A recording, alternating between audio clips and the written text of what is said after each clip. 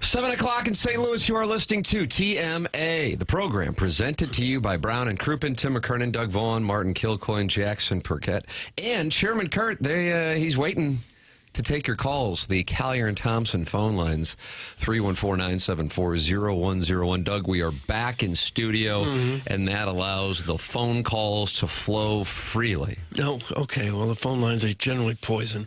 It is nice to be back, even though the temperature difference is about 70 degrees. So it's nice to be back? Yeah, Well, that was kind of underhanded. Yeah. Oh, you didn't mean it. Yeah. You didn't mean it. I didn't really mean it, no. I would But it was a prefer great week, fun week down there. It was a great week. A lot of buzz, Tim. I can feel the buzz in the air. The buzz in the air here? The buzz in the air there. Was it because of the connection we with brought the the mics? buzz in the air back. It was a connection. The buzz was Martin doing a Fox 2 live shot in the back of the YouTube cameras. You're welcome to watch the program and see who the tannest boy of them all is. YouTube.com/TMA STL. Don Peepe's talking to Shibbity, who says, "Welcome home, man." And John Cusick and DJ Patty Cakes and New Burner, Bo Jangles. Jackson, do they switch up their usernames each week to try and keep you off on the YouTube balance? chat? Oh, 100%.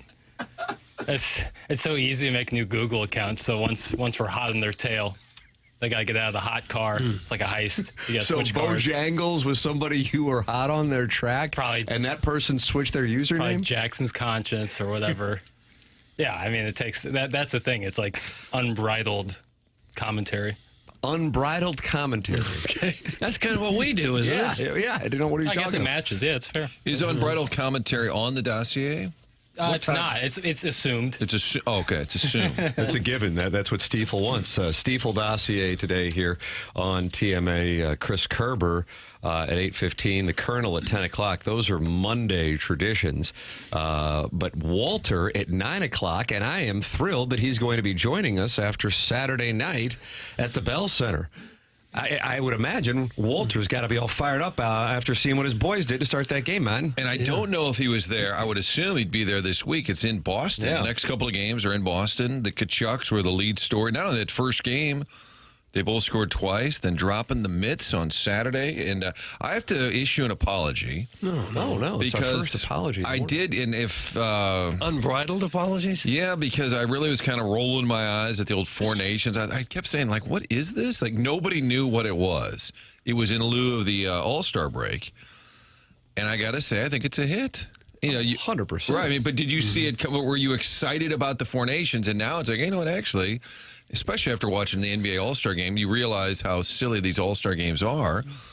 This was a great idea by the NHL. I have to tip my cap. Yeah, I think scheduling the U.S. and Canada on Saturday night on a weekend where minus college basketball and the NBA All-Star weekend, you really have nothing, was perfect timing. Doug, you were describing it as serendipitous. I never used that word at all. It was one of the best hockey games I've ever seen, though. Wow. It really was. It was intense. Mike Greenberg, prisoner of the moment. I thought it was. It was really intense. I spent the first few seconds while they're fighting, I was trying to get closed captioning off my TV, so I missed some of the fighting. It's just one button. I couldn't find the button. And giant letters showing up all over it. It drove me crazy. Where's the closed captioning button? That's how I spent the first 5 minutes or so watching the game. But I really enjoyed it. Oh, his helmet wasn't as nice. Holy moly. Oh, I think we're more excited up here than the fans are, and they're closer than we are. Come on, man. Okay, keep going. Focus. That was from some of the play-by-play from the game? That's correct. That was at the Bell Center. Having lived with Doug for a little bit, the technology struggle is real. I'm there with him. I am there with him.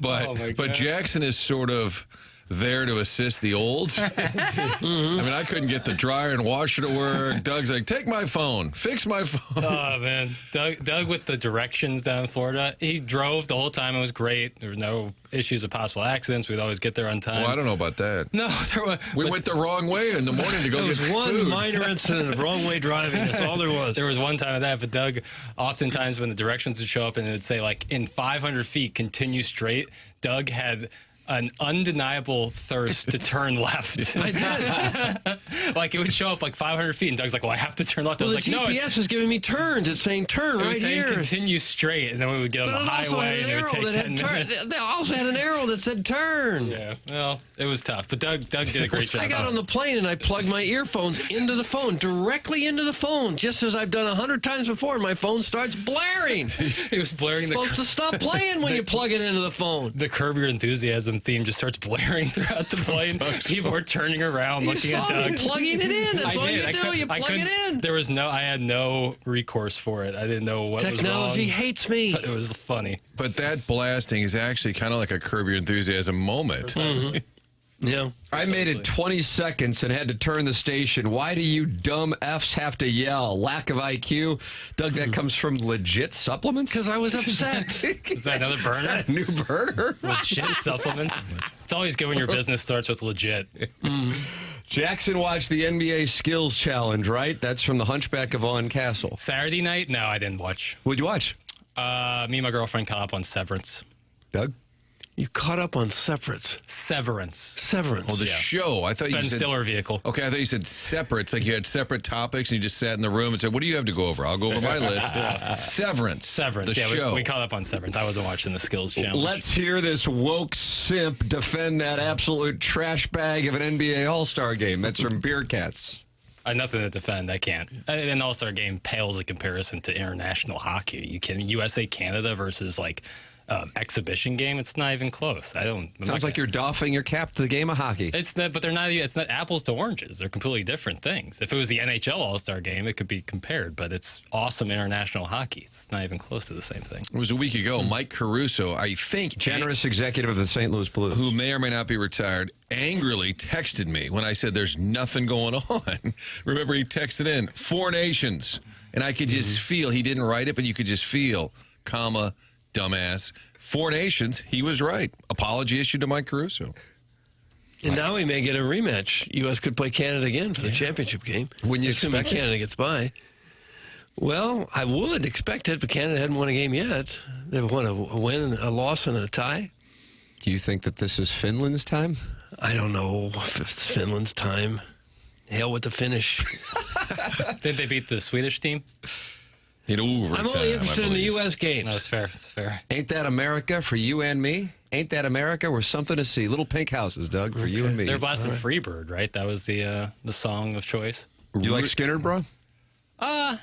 Doug, pick up a read right there. I don't Different. know. You have to hold up your lighter and then yell, Freebird, play Freebird. I do that. Guys, was that Jackie walking back his Lake Placid take? That's from the 618. No. I'm entrenched in that take. The take for the record, for those not familiar, is that Jackson, if given the opportunity to go back in time and be at Lake Placid for the Miracle on Ice game, he would prefer to be at the 2025 NBA All-Star game. Or 2024. It doesn't matter. This last All-Star But in fairness, I would have rather watched USA versus Canada than the NBA Skills Challenge, if that's any reprieve. If that bails you out of hot water. Just a touch. Slight opening there, maybe. Was it strange for you guys rooting against Jordan Bennington? That was kind of strange. Like trying to score, and yet that's the Blues goalie.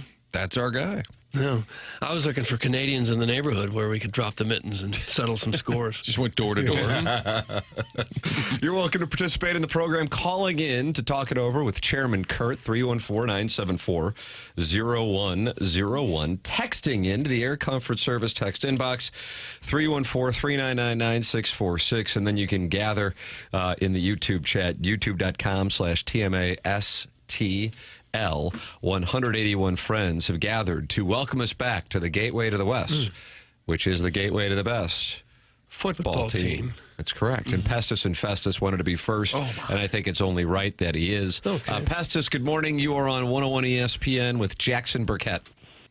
Good morning, gentlemen. I'll give you credit on a couple things. What? You really did a great job down in Florida with all the interviews and everything.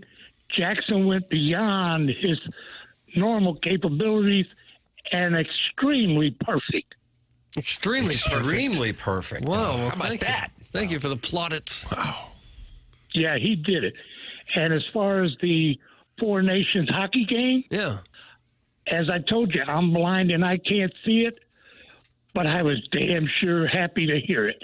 Oh, Good for Nice, you. There you go. can you not see any of it? Are you totally blind or No, just? I am totally blind. Huh? And when you watch TV, you just obviously listen I to wa- someone tell you what's I going watch on. TV because I love listening to stories like crime stories and stuff like that when they're on. Mm-hmm. But when it comes to sports and everything, the TV announcing is better than the radio. So I got it on there. Pestis, Now- are you taking questions? Am I taking questions? Yes, sir, I that was the can. What do question. you have? Yeah, I wanted to know, what was your favorite interview of the week on this show? It's a nice question, Madden. It's a real Thank nice you. question. Ollie Mormel. And did you go into that interview as not a fan of his? What was it about that interview that you like so much, Pestis? I was open-minded. I wanted to hear what he had to say, and I wanted to hear how many lies I might hear. But here's the thing. Here's the thing that shocked me. Ollie was the most upfront person out of all the St. Louis Cardinals head staff and everything, to be honest with the listeners. Okay, so you liked him. I love Ollie now. Ollie didn't pull any punches. He told you, I run the boat, I set up the schedule, I handle the pitching, I do it all. And nobody from up in the office is going to come down and tell me where I have to make changes. That is the type man I like. All right. I noticed Corey Miller on Channel 5 last night had a sit-down with Ollie, and one of his questions was, I heard you the other day on the radio saying, now he didn't mention TMA or 101, but he did mention, I heard you talking on the radio the other day about how you like to debate and get into it with fans, and then he followed up on that. But I thought that's a little shout out there, although it was not mentioned by name. Thanks, Corey. Yeah, I heard that part of it also. All right, so you're excited about the Cardinal season now? Well, here's the same thing I told you in the beginning. Okay, sorry. Well, I'm sorry Nolan Arenado didn't get traded, but maybe now it'll work out better for the Cardinals. Really? And, like I said, let the young guys play, leave them alone, and they'll be okay. And I still say 90 to 95 wins. Oh, wow. Doug, he has been saying that. Possibly 95. He has been saying Yeah, that. you He got to has been remember, saying- though, they got 83 last year. All they have to do is get 10 more this year, Yeah. and they got what they need. Okay. And Was that one the other skipper? prediction. I predict the Cardinals will have at least 4 players to hit 20 home runs or more. Who would those 4 be? One of them, I think, is going to be Jordan Walker. Okay. You're going to have Nolan Arenado, Okay. Gorman, Oh, okay. Yeah. Gonzalez. Gonzalez. They're bringing Juan Gonzalez would be good. Adrian? I bet he still rakes. Did you mean Yeah. Did you mean Contreras? I meant Contreras. I'm sorry about all of that. I meant Contreras. Yeah, okay. That's 4. And Mason Wynn, possibly. Oh. Doug, Okay. 5. Little now. pop. Be a nice year. Be a nice little season. Yep. Now I have 2 questions that I need to have answered. Doug, are you We are- taking any... What are we done at 11? We got to keep it moving. No. I'm going to. These are the last 2. Last 2. Yes. Okay. Does anybody have the list of what I won as caller of the month? Oh boy. Okay. Doug, that's directed to you. That's not me. I don't And handle can that. somebody please tell me what I have to do to receive them? Oh, 2 good And I'm going to questions. leave you. I'm going to leave you alone now. Okay. I'm going to let you do your show, and I am glad you came back. But you brought the damn cold weather with you. Oh, no, we it was brought warm the down cold there. weather from 85 degrees. True. Thank you, Pestis. That's Pestis and Festus on the Callier and Thompson phone lines. Jackson, Doug does not have the information on what he wins for winning Listener of the Month and how he can pick it up. Ladies and gentlemen, from Horton Watkins class of 2016, I present to you Jackson Burkett. I can tell you that any pickup will be done here at the station, Hubbard, St. Louis, in Creve Coeur, Missouri. We don't have stamps, Doug. I mean, it's just No, it's real. we don't have any stamps. I can tell you that one of the prizes It's actually very cool. I was sent a picture of it by Jesse Kiowski last week. Well, what is it? Relax there. Okay. They're TMA wireless speakers. It's like a TMA wireless speaker that you would take like on the golf course. No and it's fool. branded. How about that? And it's like branded TMA. I'll show you a picture of you boys in the break. It's really, really cool. So that's the Listener of the Month prize Well, for he'll this love year. that since That's he counts on that audio. Bingo. How will he get that? It seems It'll to be be an picked issue. up here at Hubbard Radio St. Louis. We're out of stamps. So you will contact him when it's ready. He's been contacted. Oh, yes. Okay. When he won, a couple weeks ago, he was contacted. So, Well, if not, let's you and me want to roll down to Festus and just drop off prize packs. like we were saying, we have a lot of listeners in Festus. I Maybe we know. just take a tour. We could swing by JR's. We'll go to that Kentucky Fried that's got the You buffet. think we can borrow the Pope Mobile, like the big dome mobile kind of thing? So we could be seen. Yeah, just kind of waving around. Wave. Yeah. Right on 55. Up and down 55. Sharon and Clayton, not a fan of Pestis and Festus. Oh. Get this sheeple off the air. That's from Sharon and Sanibel/Clayton. And What did that mean by sheeple? I don't know, Jackson. What does that mean? Like a bootlicker. I don't know. Oh. Like someone who's drinking the Kool-Aid, kind of. Oh, I like a good bootlicker.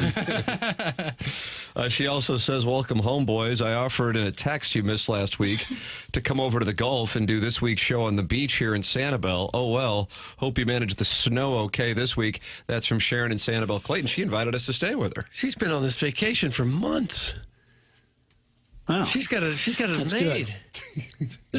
She's been like 4 months down there. Maybe hasn't she's a she? snowbird. I guess. Can't use those speakers with the app this morning. That's from the Loomster. Doug, what does that mean? What does that? Yeah, He's got the same speakers. I doubt it. I think there's some app complaints It's on the fixed. text line. Is it okay? I tended to it. All right. What was going on, Chairman? Ladies and gentlemen, Chairman Kurt. Bypass. Bypass. Okay. That happens. What does that mean? There's a setting on the old TMA studio where if you don't hit a certain button, programming stays off, so we can record stuff like the Tim McKernan Show podcast or sound stories. And that button stayed on. It's easy. I've made that mistake 100 times. TMA branded speakers. How exciting for whichever of Jackson's lucky buddies he picks to win Listener of the Month. Also, Sharon's a dude living in the boot heel. More Arbor Day, less of that caveman. Sorry, cave person. Colts Combine coming up. Let me know if you need any selfies, Mr. Martin. That's from Brian Henshin, kind of a quick hitters. Yeah. None of my friends have ever won Listener of the Month. They've been nominated for Rookie of the Year. True or false? I have one question.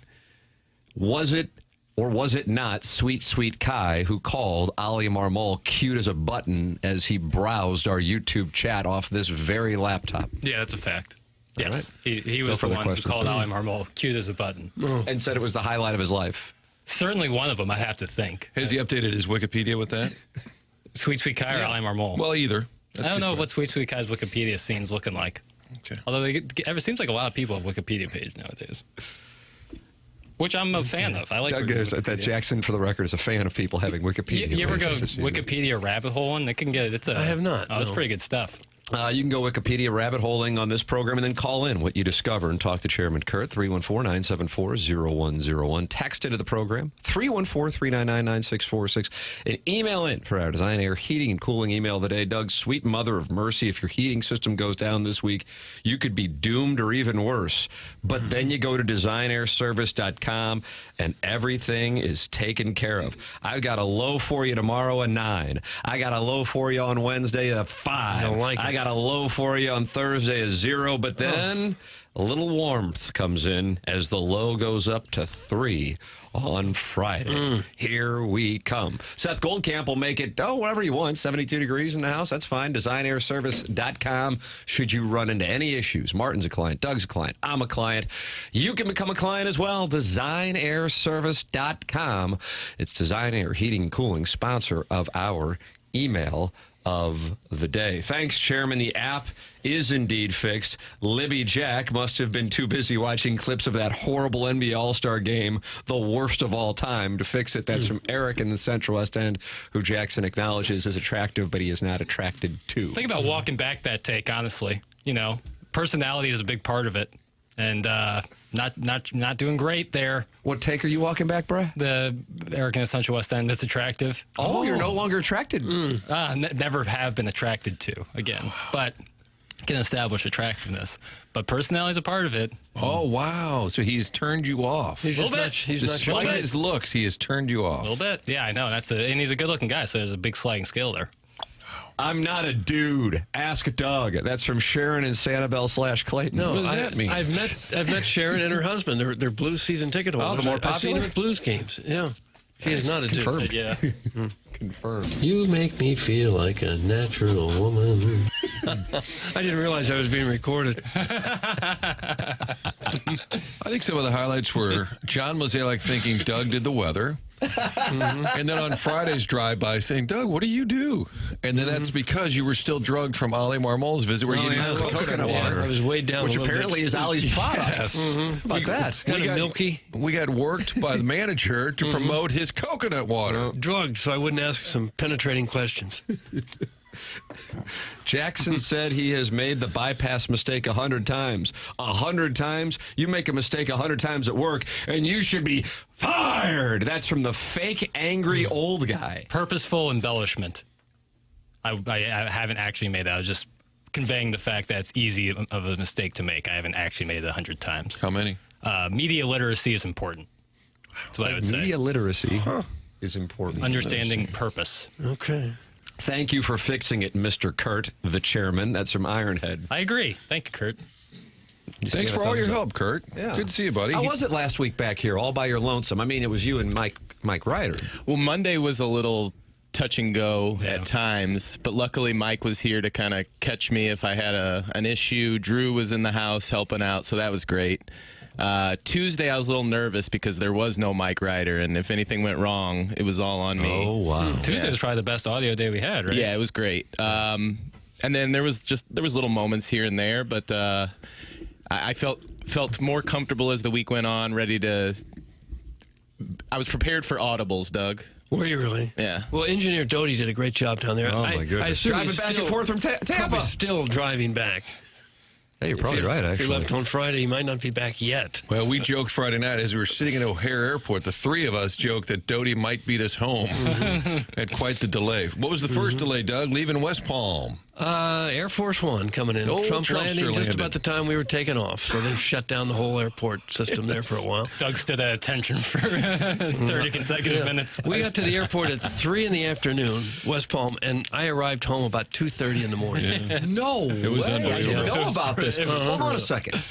So you're back in St. Louis at 2:30 in the morning. Now, something that we were discussing before the show began was that you were admonished by security at the always very busy Lambert Airport. Oh, sure, I got yelled at. But it was 2 in the morning.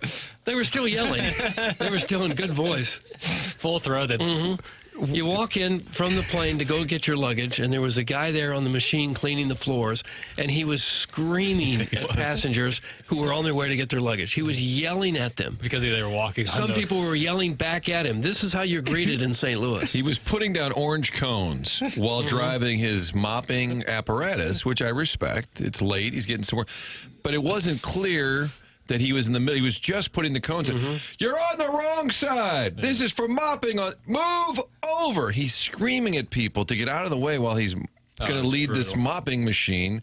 But it wasn't clear. Like, if he put the cones down first, it would have had some visual where you thought, go around. But he was putting the cones down and also screaming. When I first saw him, he wasn't on the machine. I thought he was some crazed lunatics off the street who just came in to yell at people. You know, you see these people every now and then who are mentally deranged, just screaming at people on the street. That's who I thought was in the airport. No, he was an employee. He was like the sheriff.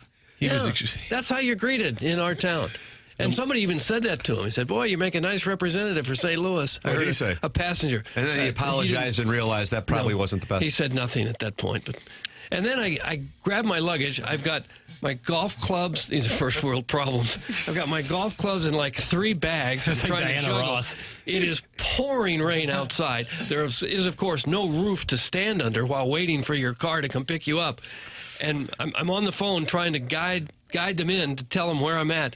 And I say to a woman who's working there, one of the parking Nazis who's there to yell at you, I say, how do I describe where I am? What is there a sign that says go to 16. She says, they're all over the place, this sign. This is how she responds. They're all over the place. I said, where? Tell me one. Just look around. Look around. You got to have some common sense here. That's what she told me. You got to have some common sense. I'm the only one there driving rain, and she can't wait to get me out. I saw all this going down as my father picked me up, and I was thinking it was like leaving a brother in arms behind. I had to get out of it. Doug was getting yelled at from two of these security people from both angles. 2 in the morning. It was 2 in the morning. He had more bags next to him than Pouring rain. Taylor Swift on tour. I wish I had my phone out to get video. This is how you're greeted when you come to St. Louis. Yeah. This is the face that we put on the nation.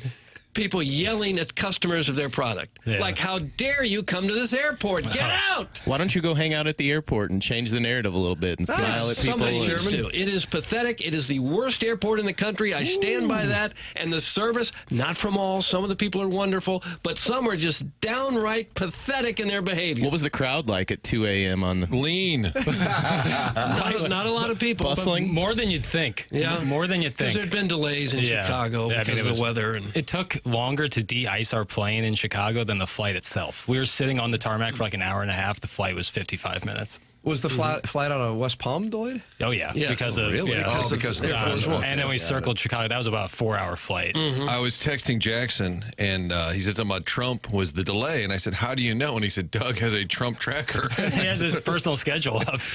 yeah, because we'd driven by Mar-a-Lago earlier in the day just to look at it, and it was surrounded by police in the middle of the afternoon. We thought, oh, I wonder what's happening here. And I bet he's coming in. Yeah. And there's a website that'll tell you the president's schedule. So I looked on that, and he was there to go to the Daytona 500 yesterday, I guess. And so his plane landed right when we were supposed to take off. So we land in Chicago, and everyone's connection is going to be tight. We're looking at the math. We had about a half hour, maybe. So everybody stands up, gets their bag. I thought they might say, if you don't have a connection, let the other people off. They didn't say People that. love following that rule.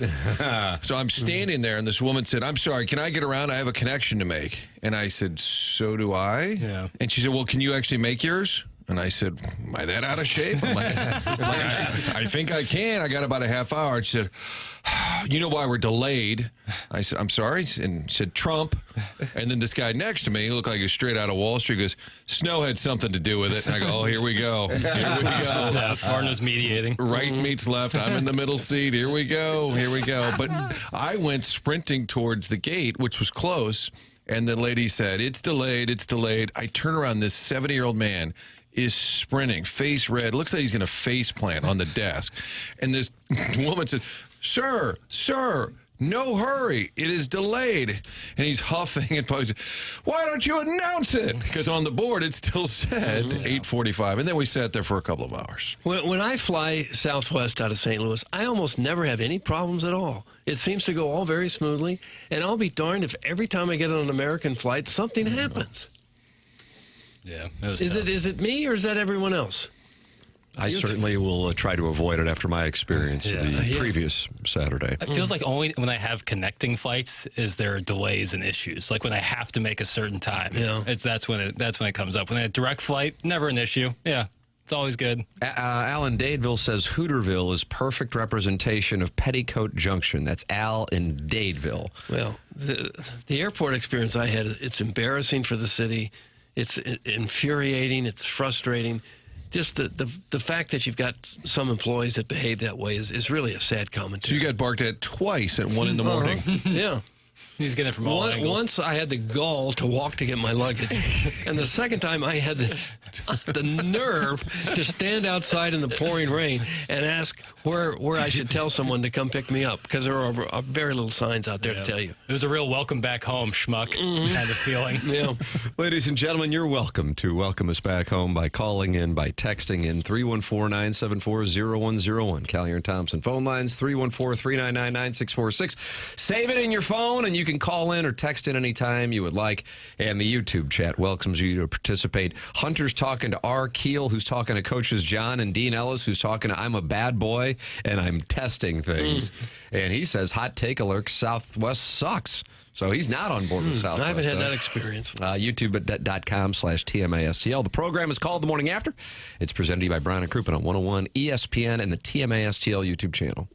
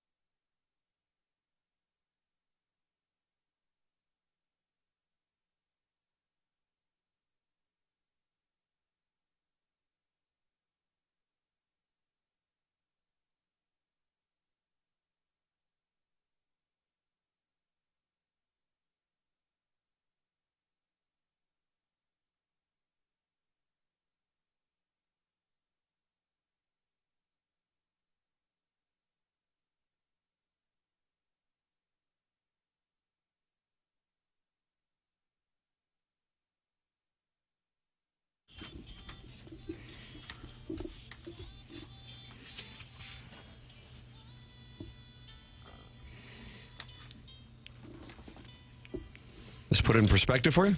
It really does. That's how I felt. Rain pouring down on me. Too much luggage for my own good.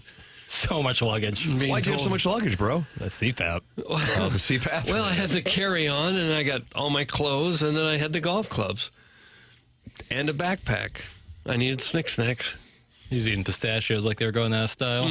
Ladies and gentlemen, this program's called The Morning After. We're on 101 ESPN and YouTube.com/TMASTL. Plus, you have the 101 ESPN app, which is presented to you by Dobbs Tire and Auto Centers. Tim McKernan, Doug Vaughn, Martin Kilcoyne, Jackson Burkett, Chairman Kurt. And we are back in St. Louis after our week at Cardinal Spring Training. And you are welcome to participate in the program in one of the, do you like this term, myriad ways? No, I don't like myriad. I think that's right. Stiefel is the sponsor of our dossier, and on this dossier today, Chris Kerber talking Four Nations at 8:15. Keith Tkachuk talking about his boys getting after it. He'll be with us at 9 o'clock, and the Colonel, Gabriel P. DeArmond, who wrote, Missouri can lose out. They're in the NCAA tournament. Yeah, ticket punched. How about that? Take a punch. You got Roll Tide this coming Wednesday, and then a trip to Fayetteville. Yep. That's On two Saturday. really tough games. Winning at Bud Walton is never easy. So the Colonel will join us coming up at 10 o'clock. Plus, there are meetings. Ross Dellinger with a report that the College Football Playoff Committee is meeting this week and expanding the field to either 14 or 16, and that would include 4 automatic qualifiers for the SEC and the Big Ten, 2 for the ACC and the Big 12, 1 for the group of 5, and then if Notre Dame is in the top 14, they get it. Otherwise, it would go to the next highest ranked team. So that is what is being talked about. Personally, I don't like the automatic qualifier thing, for the record, and I know the Colonel does not as well. He will join us at 10 o'clock. Then we got the Design, Air, Heating, and Cooling email today at 10:50. Send yours in the morning after at InsideSTL.com, Doug. That is on our Stiefel dossier. So that's what we have coming up on the program. I'm anxious to hear what we have here from Nolan Arenado. Jackson, what do we got? He showed up yesterday, and he was the chipper chicken? I think he was doing some nice media work. And, Nice media work. I think he's putting on a good face. But we have some audio here from him arriving at spring training. Take a listen. Why don't Sure, you? I'd love to hear it. Hit the lead. Yeah, I mean, obviously, there's been a lot going on this offseason, and, there was, a lot of truths out there. There was some lies out there. I try not to get caught up into it too much, I really focus on just getting ready for the season, and that's about it, There was a lot of things going on. There was always a possibility of me getting traded, and there was a possibility of me coming back, and I'm back, and I'm ready to go play ball. I mean, I think the Cardinals are doing, I wish the direction was all in, of course, but is this what's probably best for the Cardinals? Probably. I think they do need to reshape some things here and do some things, but at the end of the day, I'm a ball player. I'm a Cardinal until I'm told I'm not. You know what I mean? And that's all there is to it. And I got a lot of work to do. I got to be a better ball player, and that's what I'm focused on. So we left, and he showed up. That's all it took. Seems like. Tough beat. And it's good that he went there in front of the media and talked and explained it instead of running around trying to avoid it for a week or two. Right. It's better for him, too. You just do it, and then Get it over with. Right. Ends all the, when's Arenado going to talk? When's Arenado going to talk? You kind of take the air out of that immediately. And the Cardinals will be a better team with him than without him. No doubt. Doug, some of the best trades are the ones you never make. Boy, that's so true. Put that on. But I think he'll still be the best player they've got. If the main reason you want to trade him is because you don't want to pay him, and you still have to pay him if you're going to trade him, then it probably doesn't make much sense to trade him. Assuming you're not going to get much back. Right, but then you hear Mozeliak talking about giving guys more runway, and so he would kind of block that. Well, he would, but he's also the best player they've got. So are you going to sacrifice the best player you have to give someone else a chance who might be good and might not be good? Well, if you don't think you're going to contend for a World Series championship, then maybe you prioritize runway for a younger guy. What we may never know is, was there conversations with teams on his list, whether it's the Red Sox or the Padres, Yankees, whatever, where they actually went back and forth and couldn't get a deal done because the Cardinals' ask was too high, or was there just no interest? That's what I'm curious to know, and we may never know. maybe Arenado has some inkling. If I'm him, I'm kind of miffed. God, I thought people would want me. I mean, I would think that's got to hurt a little bit competitively. Well, at least one team did, Right. and he nixed it. So then it goes back to, were you aware, Martin, of the list before last week when John Mozeliak talked about a 5-team list? No, I mean, I thought there were some preferred teams. I didn't know how specific it was. So then it gets into, okay, if there was indeed a list, and John Mozeliak said there was indeed a list, if the Astros were on the list, then It's confusing. what happened? Yeah, confusing. And if they weren't on the list, why would the Cardinals be dealing with them? Candidly, if I had to wager, I would say they were on the list. Otherwise, the Cardinals wouldn't have engaged. And then I think that they probably were not expecting the Red Sox to wind up getting Bregman. 5 teams put offers in. The Red Sox actually were, I think, the 4th lowest as far as guaranteed comp. And Bregman wanted that opt-out after this year, and so he goes, even though there were other teams offering more money. So the Cardinals thought, I would imagine, throughout the course of the offseason, that they were going to unload him. They just thought initially it was going to be Houston, then they thought it was going to be Boston, and Bregman not working out with the any of the other teams that were pursuing him leads to Nolan Arenado, for the time being, back in St. Louis. Of note, this reminds me of when I interviewed Tino Martinez for the first time. He calls the Cardinals they. I remember interviewing Tino Martinez the first time that he came over from the Yankees. And I said, oh, you notice you call the Cardinals, or no, you called the Yankees we. And he goes, yeah, I mean, I was on the team. And I go, yeah, I know, but I mean, you're not now. And he goes, okay, whatever. I'm like, we're off to a bad start. But I do think that's a subconscious thing. Yeah, agreed. Well, you have players that don't necessarily want to be where they are. There were stories that Dexter Fowler, like in the pregame, would be FaceTime with Rizzo and the Cubs, and they're like, "Well, you're not on the Cubs anymore." And I think the issue, and the reason I brought it up, and I've heard some people say it's not awkward at all, but I think if a guy kind of wants out, he didn't demand a trade. He made that very clear on Sunday. I wasn't demanding a trade. They came to me. I'm open to it. And he was asked the question, do you wish they were sort of all in? He said, yeah. I mean, Benjamin Hochman said, you kind of want to be somewhere where they're winning. He said, yeah, do I wish they were, quote, all in? I think it's a weird deal. And what if he still gets traded? Highly unlikely at this point. But who's to say in 2 weeks, one of these teams has an injury or just kind of looks at their lineup and says, you know what, maybe we should revisit that topic. Wouldn't that be the weirdest twist of all? Now that we've sort of welcomed him back with open arms and said, we're a better team. And then in 2 weeks, they go, all right, we got a deal done with the Yankees. Especially if they were to get off to a pretty good start. You know, if the Cardinals are 4 or 5 games over 500 in a couple of weeks and then trade Arenado, that would be nasty, too. It was their intention to try. So to be fair, they did intend to try. And it's my understanding they did go to Houston with Arenado's approval. Like that deal was worked on with Arenado and his agent aware of it. It wasn't like the Cardinals cooked something up and said, I know you don't really want to go there. They did all of that work on the deal because they understood he was willing to do it. My understanding was, and I think it's fair, when the Kyle Tucker trade happened. That was it. And I think that's, if Arenado's here on a lie detector, I think he'd say to you, yeah, I was going to go to Houston, but then the Tucker thing, maybe they're kind of in a reset. Why do I want to do that? I think that trade by the Astros spooked him, and then he said, okay, never mind. And then the Cardinals were left like, all right, well, that was the one we had that was interested, and the money was there. And then I think since then there hasn't been much interest. But the Red Sox were interested. You would agree with that? I think, yeah, to some level. I'm just saying a serious He wasn't first on their dance card. Yeah, I just don't think there was a serious dialogue with them. Yeah, well, the Red Sox were more interested in spending actual cash capital as opposed to prospect capital. And, I mean, again, if the Cardinals are willing to pick up as much as the Cardinals would have had to pick up in order to bring him over, what does it say that they were willing to spend that much more on Alex Bregman and also be at risk of losing him, you know, here in 8 months? I mean, Alex Bregman can opt out after 25 and after 26, for that matter. Now, of note, in Benjamin Hochman's column this morning in the Post-Dispatch, the Cardinals are no longer calling it a reset, Doug. How about that? Really? Yeah, it's a transition. Transition now. Yep. Okay. Well, they didn't transition much. They lost Goldschmidt to free agency, and that's about it, right? Sonny Gray's back. Wilson Contreras Yeah. back. Nolan Arenado back. So they have a different first Miles baseman. Michaelis That's the still here. transition. Here's what John Mozeliak said.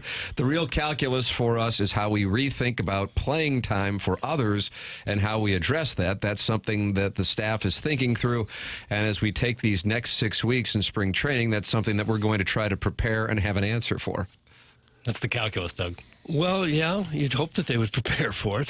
But Arenado coming back does change a lot of things. Gorman now is not the third baseman. Is he the second baseman? Donovan is not the second baseman. Is he the left fielder? Do they move Nootbaar to center? What happens to Siani and Scott? Burleson, is he now, there's not going to be room for a DH? If Gorman's a DH, does he play the outfield all the time? It does. There's a lot of moving parts involved. Right, and I think moving Arenado was like a key part of their plan so that they didn't have what they often call a log jam. Okay. Despite, maybe that word not being the best use of it. I talked to various people about certain players. I'd say, well, what could Herrera do? Because they're definitely, Pages, they're higher on his catching. They said, well, Herrera could DH. And I said something about Burleson. They, well, yeah, he could always DH. Then Contreras, when he's down at first, he could DH. I thought, Doug, how many DHs are you allowed Five. to use? Is it 5? Okay. Manfred's new rule. Well, I think Burleson will play. He's the one guy that will be out there every day somewhere. Friend of the show. Well, not because he's a friend of the show, because he's a good hitter. Yeah, both. So then what's your opening day line? Oh, yeah. Well, give me this. The one thing we've learned over the years is there isn't just 8 guys that go out there every day. The lineup's different almost every day. Almost every day somebody gets moved. So they'll all play, I'm sure. Okay, but we can agree that as things stand at this moment, the left side of the infield is spoken for. I would think so, yeah. All right. And theoretically, one half of the right side of the infield is spoken for. Contreras. Mm-hmm. If he proves that he can play first base well in the spring, most of them can. But if he becomes just an absolute butcher, then I would assume Burleson will be your first baseman and Contreras would be the DH. All right. So, and then, of course, catcher, you have one of 2 guys back there. So then it leaves 4 spots for how many guys? Gorman, Donovan, right out of the gate at second base.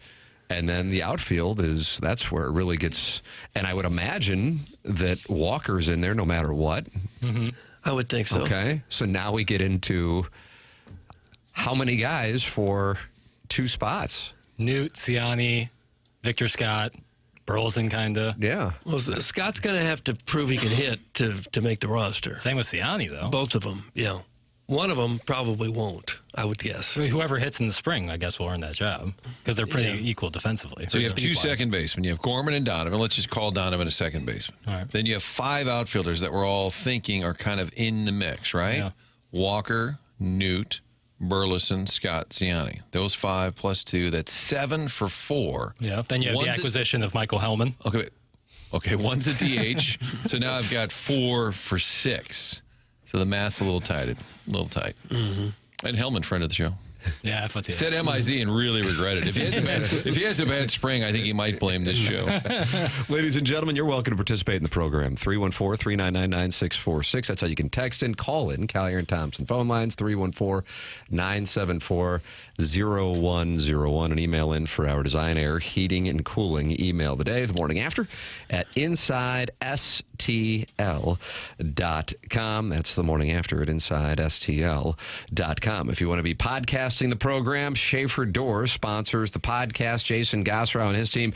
Man, with as cold as it is going to be this week, that's when garage door springs break. If you have that happen to you, all you have to do is go to SchaeferDoor.com. That's SCHAEFER door.com. Or you can call or text the number that Jason Gossrow sent up specifically for TMA listeners, and that number is 636-782-3608. That's going to get you the quickest response time, 636-782-3608. They service all kinds of garage doors for service and new installs, and they service commercial doors as well. So if you run a business or warehouse with big, tall doors, Schaefer is experienced in these types of jobs. Go to SchaeferDoor.com. Schaefer Door, a CHI overhead door dealer. Tim McKernan, Doug Vaughn, Martin Kilcoyne, Jackson Burkett, and Chairman Kurt with you. This is TMA on 101 ESPN.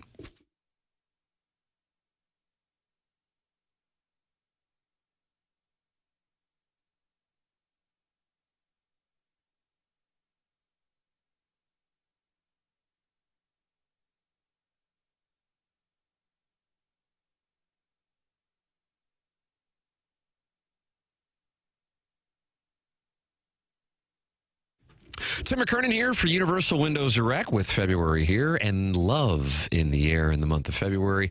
But if you're not in love with your windows and the way your home feels this winter, Universal Windows Direct has the perfect solution with the Love Your Windows sales event. If you're feeling the chills from those drafty windows and watching your energy bills climb, it's time to make a change. Universal Windows Direct has a deal you can't resist. Buy 2 windows and get 2 free. Plus, there's no limit. You need 4 windows? That's fine. You can pay for just those 2. Buy 2 windows, get 2 free at Universal Windows Direct. And that's not all. Universal Windows Direct is offering no interest financing for 3 years. That's 36 months of easy payments with 0% interest. Already have a price from another company. Universal Windows Direct will beat it, so you know you're getting the best deal around. It's Universal Windows Direct. Call 314-334-2522 or visit universalwindowsdirect.com. This February, fall in love with your windows, fall in love with your home, and like me, you'll be saying, I love my windows.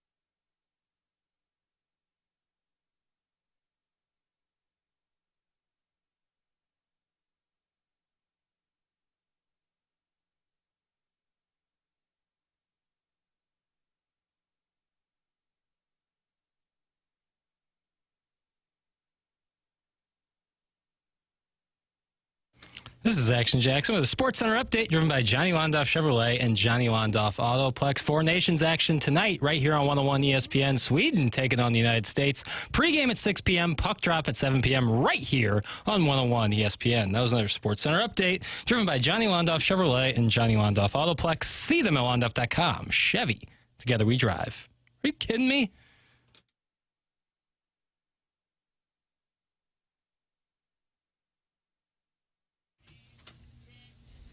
It's on the 20.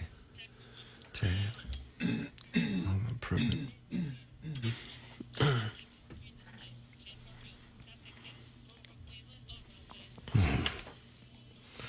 Doug, what a wonderful President's Day tribute this is. It really is. Yeah. Written by Acoustic Sessions. Is that who wrote it? Friends of the show. Okay. Sing along, Doug.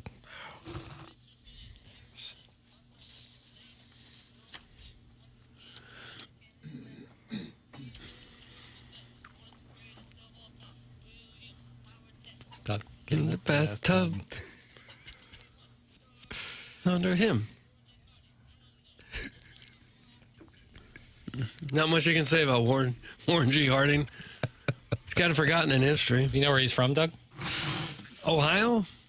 I got him as New York, but maybe I'm wrong. Am I confusing Woodrow Wilson? Warren G. Harding was born in Blooming Grove, Ohio. The cradle. Woodrow Wilson, Tim, was born in Staunton, Virginia. Okay. Tim, what's your Mount Rushmore?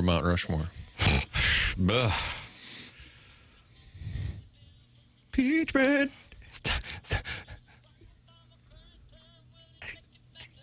Oh.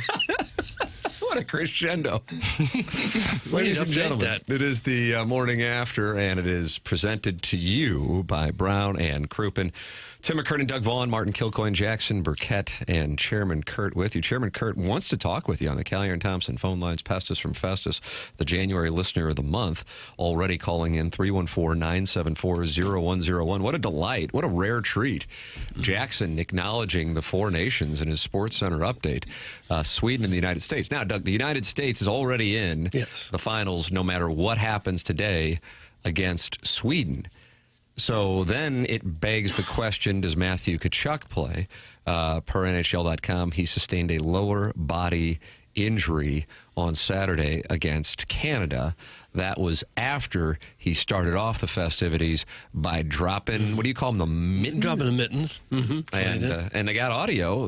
What Brady was mic'd up, Jackson. Yeah. And take a listen to this.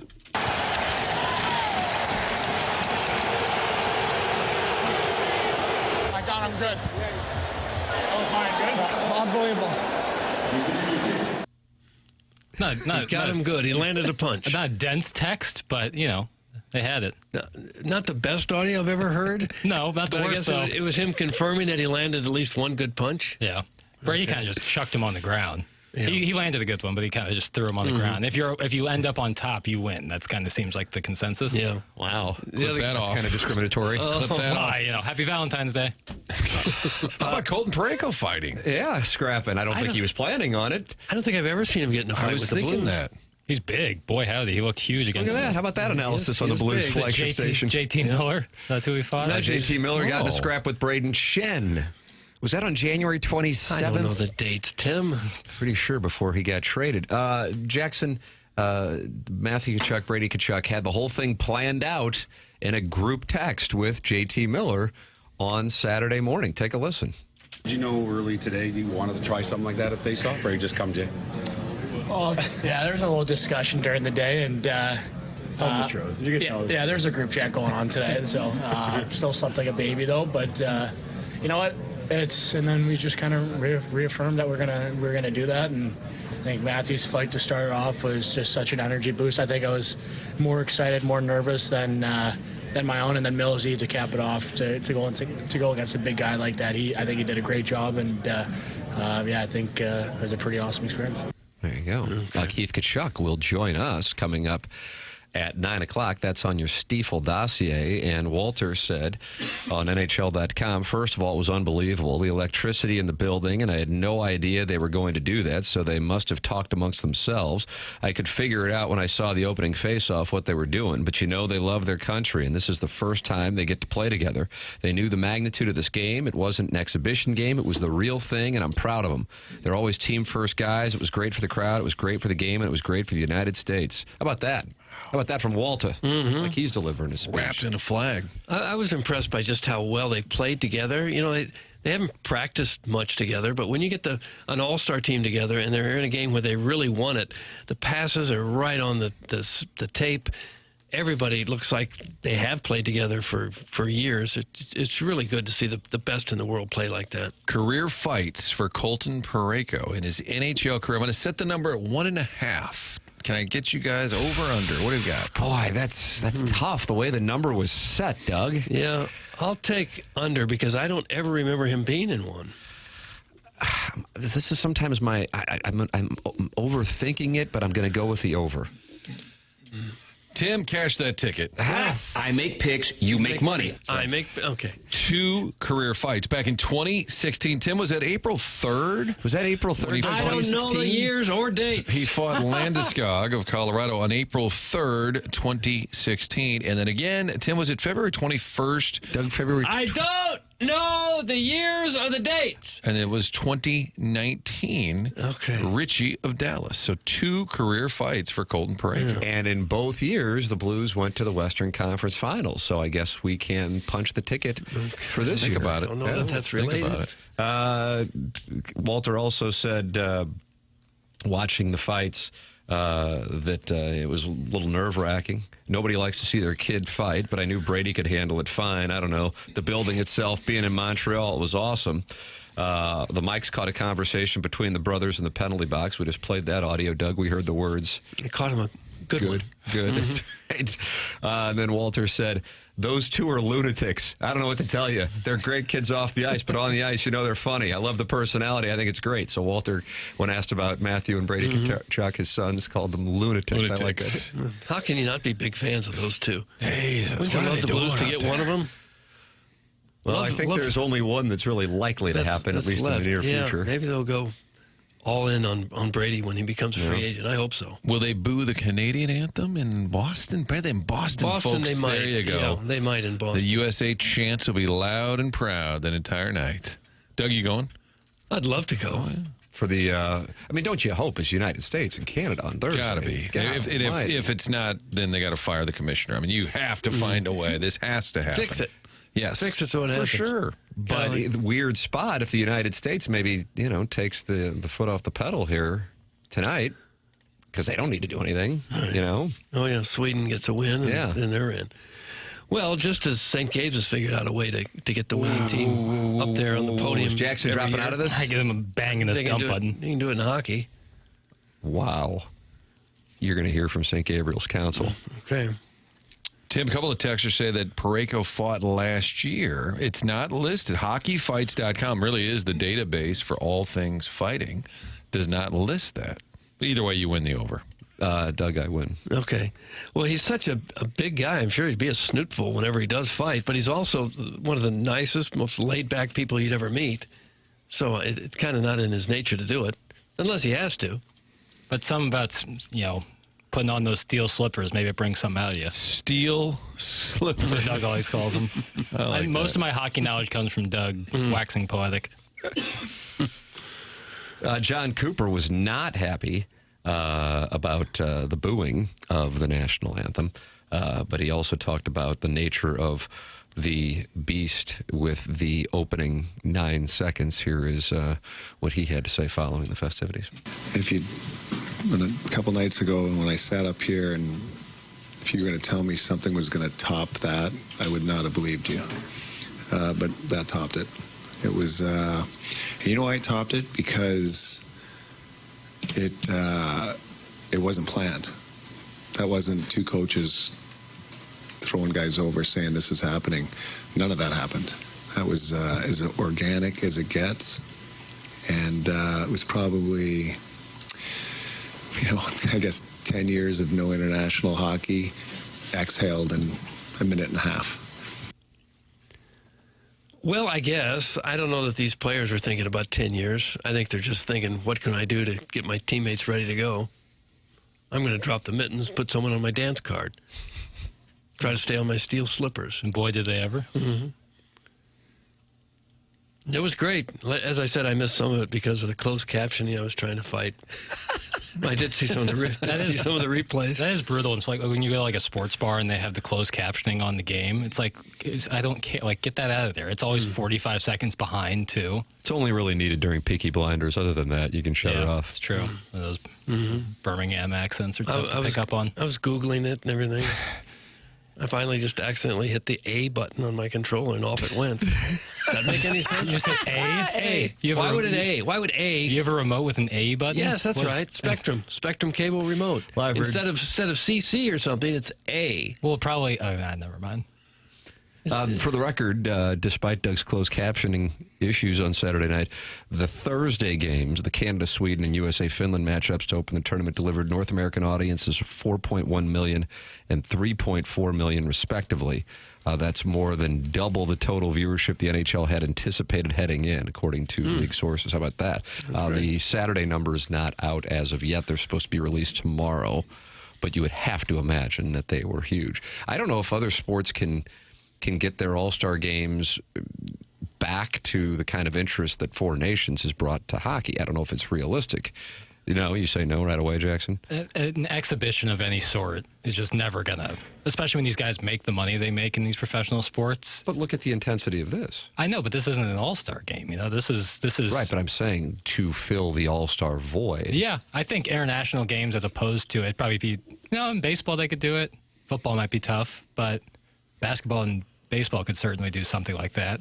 Basketball, you'd have to set it up like Europe versus USA, because individual countries probably couldn't do it. Maybe Canada. I think the NHL should just have Team OG, and that would just be even better than the Four Nations. Team OG? Like Shaq's OGs. Oh, right. OGs. Yeah. You think that'd be an improvement? No, I don't. I like how the NBA players said they didn't enjoy all the stoppages either. They stopped the game to have a Mr. Beast contest.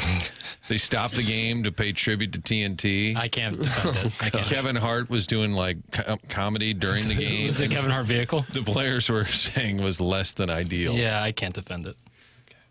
You boo our anthem and you're going down. That's from the total package, Doug. How about that? Okay, that felt good. But Montreal is kind of different than the rest of Canada, too. The French speakers, they've always kind of got a chip on their shoulders against the Americans, more so than the rest of Canada, I think. Doug, Tim, you speak a little French, don't you? Yeah, watch this, Doug. Elevator. La lavature. Very nice. Very, very nice. And impressive. Yeah, that was St. Gabriel's 5th grade French class. Okay. Is that right after they teach you how to fix games? My gosh. That's the class before. You do it in another language so people around you can't tell what you're talking about. That was the dump button only works a couple of times a minute. Yeah, I mean, this is going to be real problematic. Chris Kerber joining us on the Stiefel dossier for his Monday 8:15 appearance. Keith Tkachuk at 9 o'clock talking about his sons, who he is quoted on NHL.com is calling them lunatics. The Colonel, Gabriel P. DeArmond, brought to you by James Carlton. He is going to join us at 10 o'clock. All of that coming your way. And then, Doug, the Design Air Heating and Cooling email of the day. Okay. Design Air, sponsor of the email of the day. And I got you down as a client of Design Air. I got Martin down as one, too, and I'm a client. So I guess we're all clients of Design Air Heating and Cooling. Well, I certainly am, and that's why my home is nice and toasty when it gets cold like this, because I've had Seth Goldcamp and some of his technicians out to my house from time to time just to do routine maintenance, and that's an important thing to do. Make sure that maybe your furnace never does break down because you've gone through that step of having routine maintenance before winter rolls around. It's a 4th-generation St. Louis business. Seth Goldcamp and his family have served over 10,000 customers since 1904, and they are the longest-running TMA supporter and advertiser on the show. They're known for their honesty and going above and beyond, and you know what else they're known for? Putting on the little booties when they come into your house so they don't track anything into your home. They think of everything. They will never try to upsell you. They'll always give you exactly what you need. That is how they train their employees, and they take that reputation very seriously. Their website, easy to navigate with the convenience of online scheduling for all of your heating and cooling needs. You go to the best. You go to Design Air Heating and Cooling. You can find them online at designairservice.com. There it is, the sponsor of the email today. Send yours in the morning after at InsideSTL.com. Chris Kerber is going to join us. Coming up, this is TMA 101 ESPN and the TMA STL YouTube channel.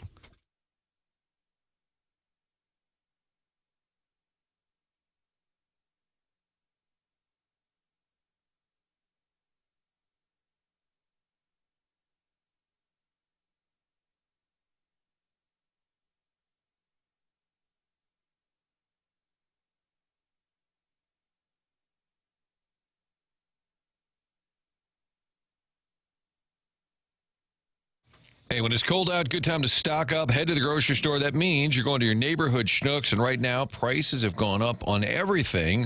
Schnucks has decided to counter that. That's why they've lowered prices on over 2,300 items throughout the store. You lower it on that many, it means something on your list has probably been marked down. 2,300 items marked lower at Schnucks. It's a huge number. Talking about all sorts of things, whether it's Jack's Pizza or Ida Potatoes. Jackson loves that Stoke cold brew coffee. Check out your favorite items. Some of them are going to be marked down. That's what happens when you pick a big number like 2,300. Also, check out the digital shelf tags around the store, finding more items, all with lower prices. So stock up at your neighborhood Schnucks just in time for all the snow, the cold weather, and while you're there, you're going to save money. Everyday savings that you can count on, all at your local Schnucks. New, lower prices every day on 2,300 items.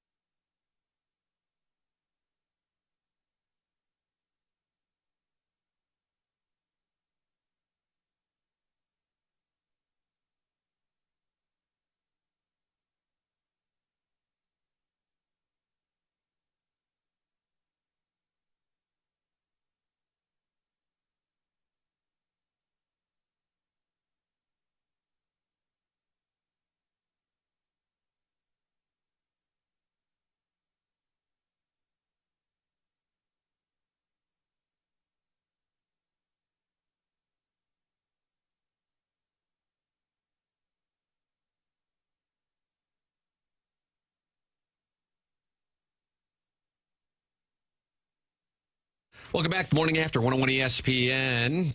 Show's presented by Brown and Crouppen. The 8 o'clock hour brought to you by Fisher Window and Door Store. Tim McKernan, Doug Vaughn, Martin Kilcoyne, Jackson Burkett, and Chairman Kurt with you on the program. And it is our pleasure to welcome to the program, ladies and gentlemen, the voice of the St. Louis Blues, Chris Kerber. Morning, Kerbs. Tim, how are you? Wonderful. How are you doing, man? Doing all right, thanks. All right. I made the mistake of during the commercial break asking what happens if Canada and Sweden both win today, who plays the United States? And Doug, I felt like I just sent you into a tailspin with your attempt at an answer. Yeah, I'm reading it now. Okay. Do you want to hear the explanation? Yeah.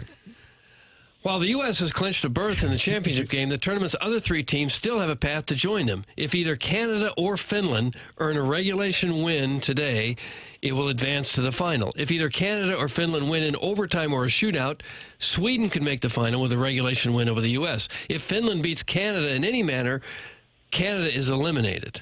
Okay, there it is. So there. But I would imagine most American hockey fans are pulling for Canada today, right? Because you want to see a rematch on Thursday. Would you agree with that, Kerbs? I completely agree with that. There you go. I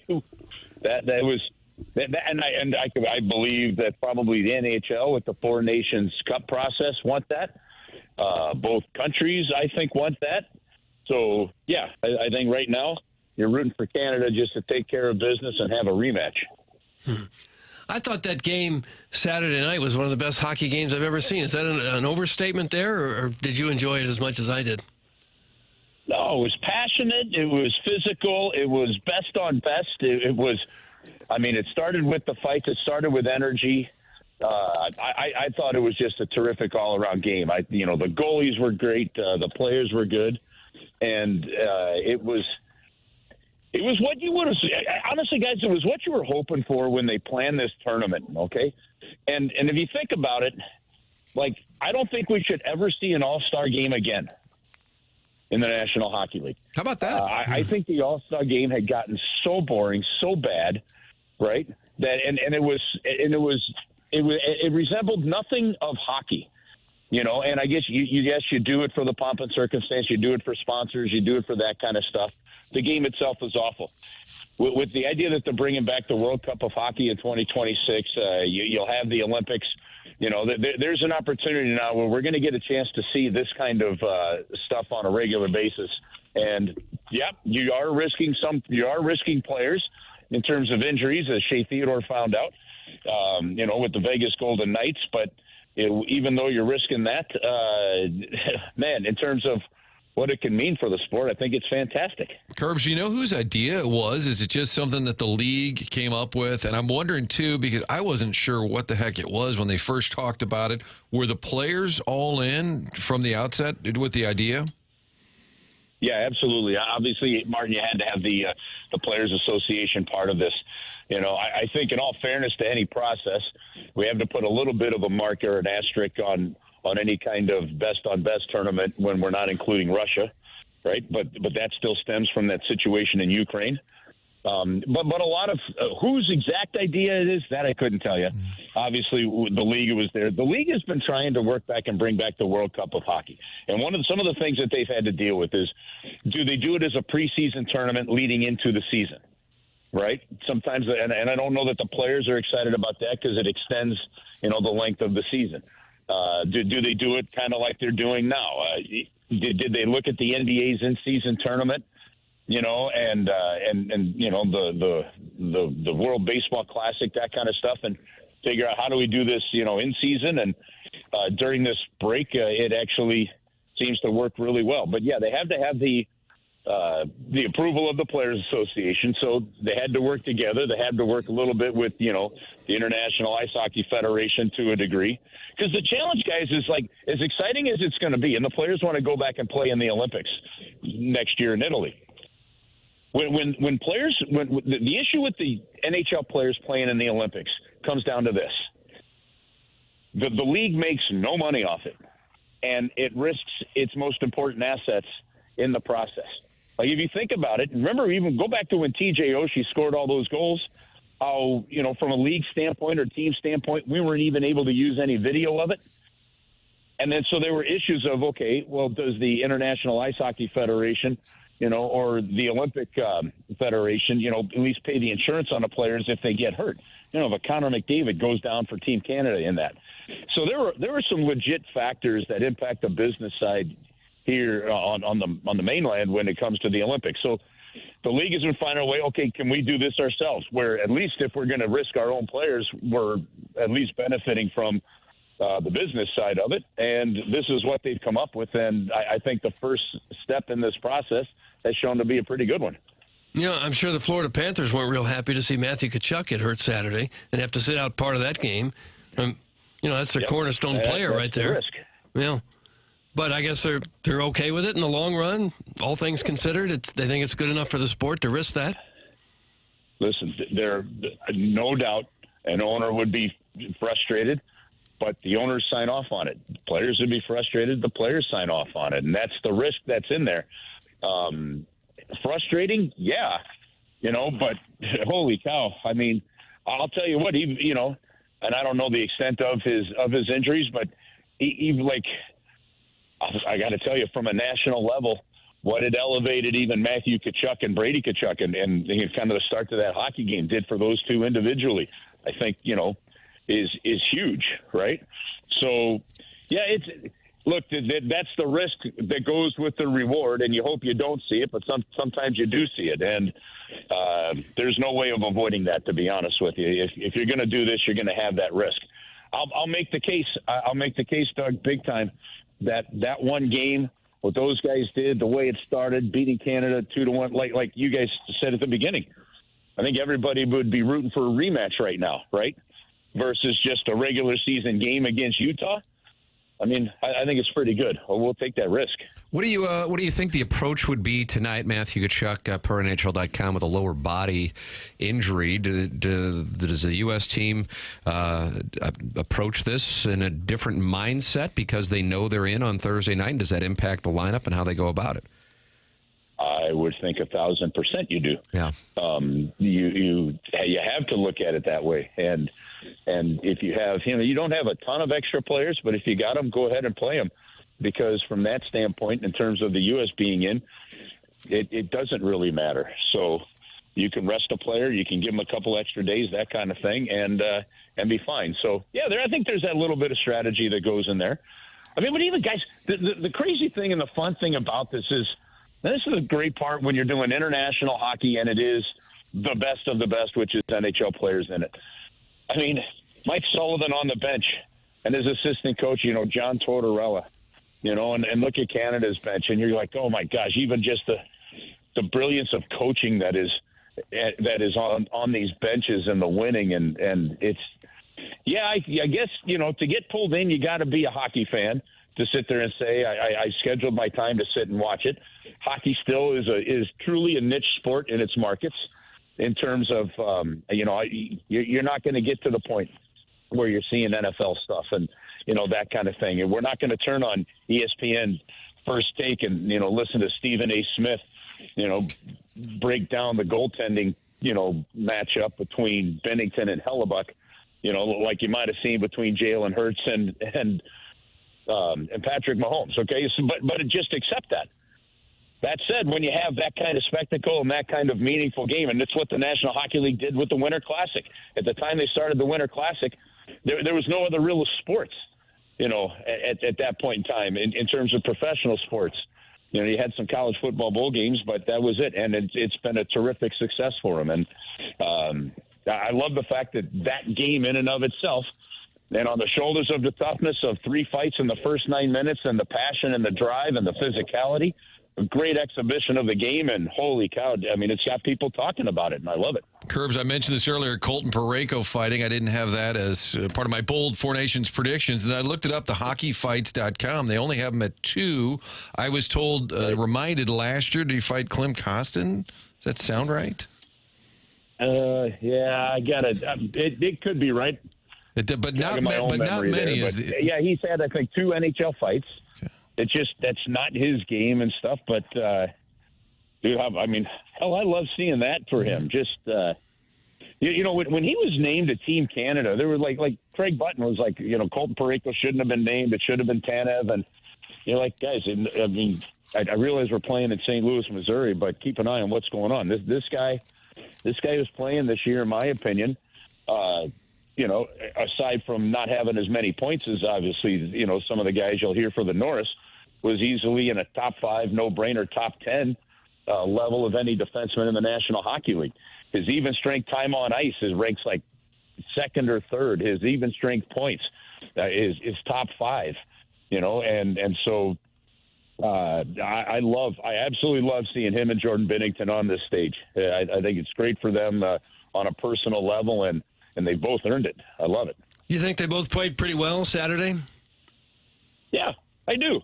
Now the scrutiny is going to be on Jordan Binnington big time in this tournament, you know, because he's not Martin Brodeur, you know, he's not in terms of, you know, of the games won and stuff like that, like Carey Price, and didn't have that extra bit of lore behind him. But he is a Stanley Cup champion, and he has won gold at a world championship. I mean, he's we all know him here in St. Louis well as a clutch goaltender, but everywhere else they don't. You know, and it wouldn't have surprised me had Connor Hellebuck, you know, pooped the bed a little bit, because he hasn't really won the big game or a couple of big games to get Winnipeg on a deep run like Bennington did. So that's why I'd love to see another rematch. And I love the fact that, honestly, if the USA was going to win or Canada was going to lose, if you're rooting for those two guys, you're hoping it was that kind of game where it was a close game. To allow just 2 goals in that game to that USA lineup is pretty freaking good. And so I thought he played really well. He's going to be under immense scrutiny, as he is every single year, it seems. It looks like his entire career is going to be a prove-it-to-me kind of career. And for the most part, he proves it. And that's one of the great things. I mean, I'm an unabashed Bennington Hawk. I'm realist. I mean, I know that there are times he could play better. I mean, you look at the numbers and you go, okay, some of the numbers aren't great. But I just, the fact that he got this opportunity and played well in that game is fantastic for him.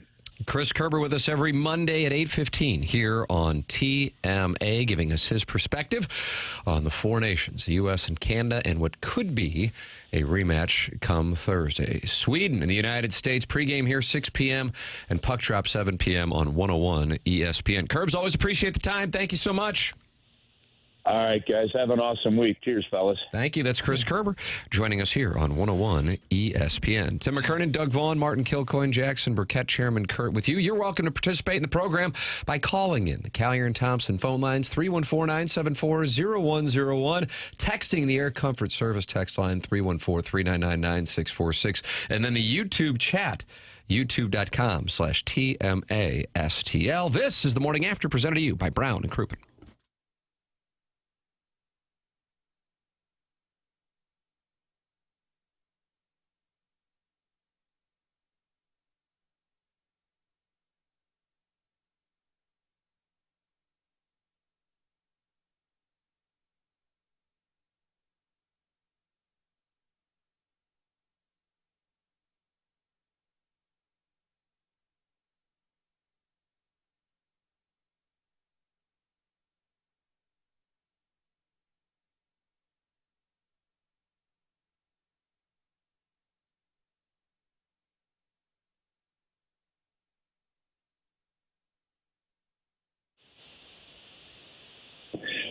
Chris Kerber still with you here, and you just heard Alex Ferrario's This Day in Blues History, sponsored by Classic Air Care. We told you that the winter wasn't over yet. We have a lot more winter coming. So if, for some reason, in the middle of this bitter cold, your furnace breaks down, you can call Classic Air Care. I don't care if it's on a weekend. They have a 24/7 hotline that you can call. You want to help yourself out? Go ahead and get one of their service plans. Become one of their service plan members, and in the process, make sure that unit is up and running and working and maintained properly, so you reduce the risk of it breaking down. But again, if it does break down, and over the course of this week, if you've got a family member, you've got a father, you've got a mother, you've got somebody where it breaks down and they go, my furnace just broke, Go online to classicaircare.com. You can pick up the phone. You can call them. You can call them late at night. Again, a 24/7 hotline. They will get you taken care of. That's what they do. They want to make sure you're comfortable. They want to take care of you. They've been taking care of people since 1926, and they've got a 4.8 Google rating, so you know the service you're going to be getting is absolutely fantastic.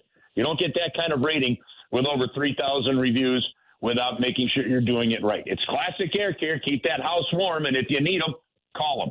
ClassicAirCare.com, making people comfortable since 1926.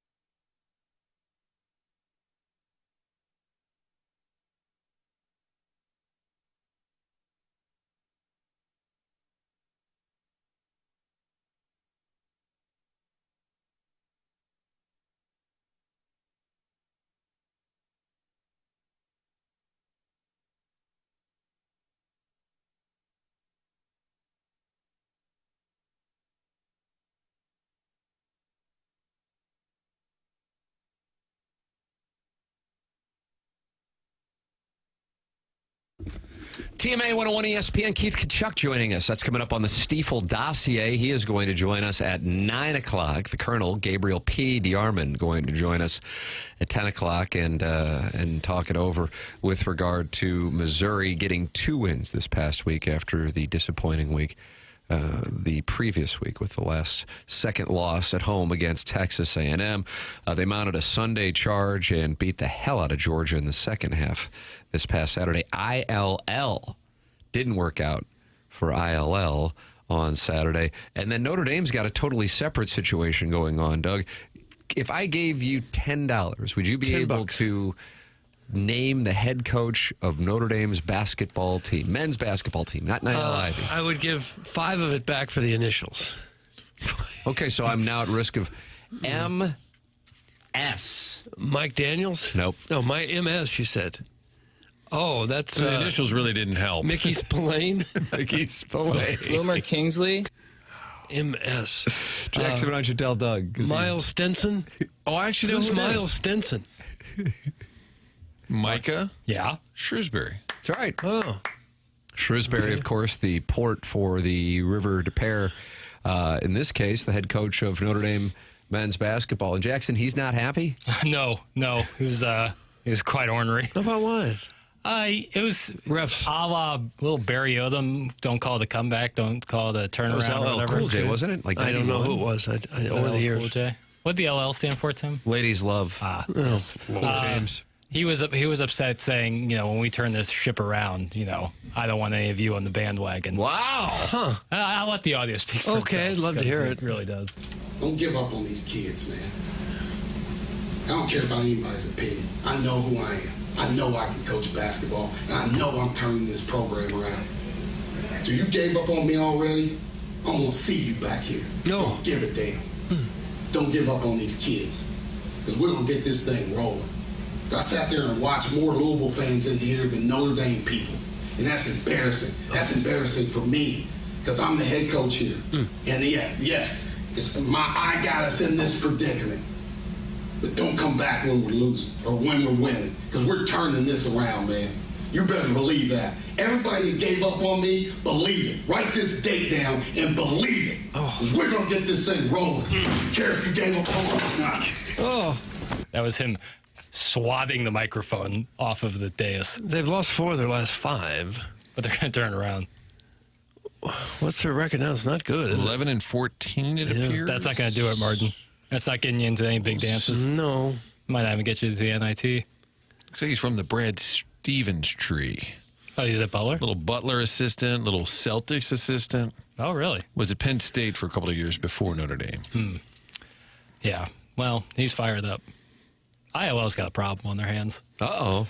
They need to bury that second half against Michigan State deep into the bowels of the core of the earth. In the bowels of the core of the earth. They didn't even look like they belonged on the same floor in that second half. Are you more upset about that or the Terrence Shannon? Terrence Shannon's number being named Josh upside Whitman down. actually held a press conference. The AD had to explain why the jersey was upside down. It started off with it was a bad tone they set. How do you mess that? Truly, does someone not approve? See that beforehand? Martin Marshall Falk's number was retired, and unfortunately, the banner was much like the left side of my skull, just a little cattywampus. It was a little lopsided. Well, upside down, that's almost inexplicable how that could happen.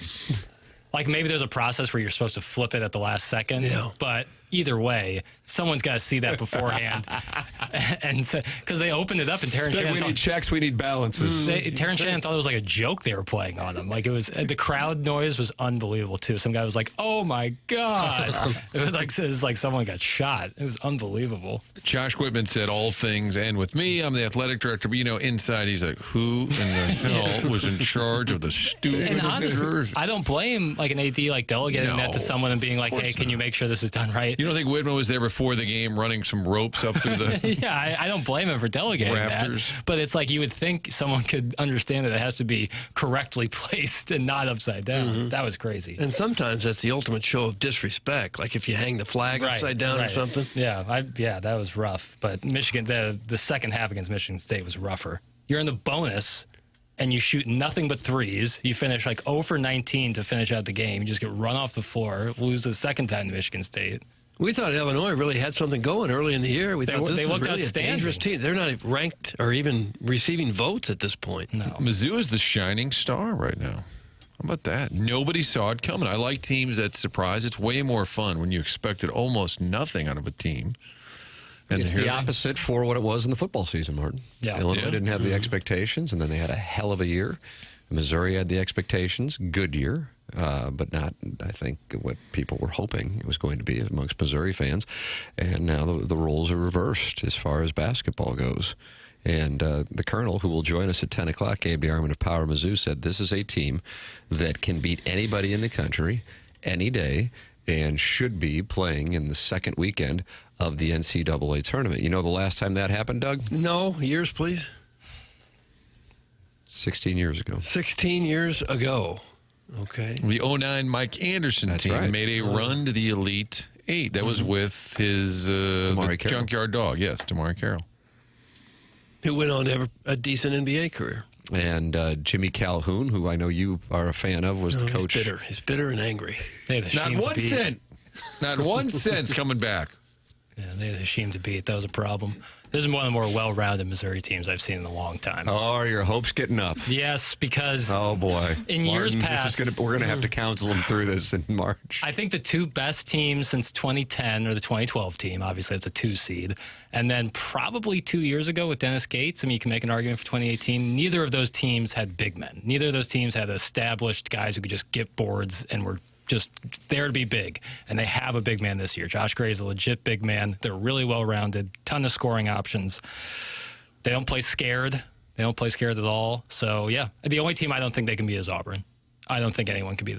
I think Auburn's really all that in the bag. You think this Alabama game, if they were to win Wednesday night, would get the rest of the country talking Mizzou? Because I don't think they're on. I mean, there's not a lot of chatter nationally yet. If they beat Alabama, maybe that gets them. Not that that matters, but I think it would be kind of fun for the fan base. And yeah. get someone like you way too excited. Oh, yeah. I'd be the worst if they beat Bama on Wednesday. Will you roll some tape on Wednesday night? Watch it. What'd you do with your live stream things? It's a little late. It's late. No, I would consider it. It's a game. 8 p.m. tip. I hate those 8 p.m. that's tips. the late. Okay. But maybe if there's an interest for it. I don't know. Text in. Do you want to watch Jackson watch Missouri Alabama on Wednesday live from Mizzou Arena, Doug, and then off to Bud Walton on Saturday? Maybe we need to get Jackson his own personal lensman, his own personal photographer to come into your home space and get video of you watching the game. It's really easy to do with my laptop. So I mean, I can. You don't want company. Yeah, I can do it easily. Yeah, I prefer to watch alone. When the NCAA tournament rolls around, will you watch the games with your better half? I'll probably live stream. Because I did that. So she will be present for that? No, she doesn't want any part of that.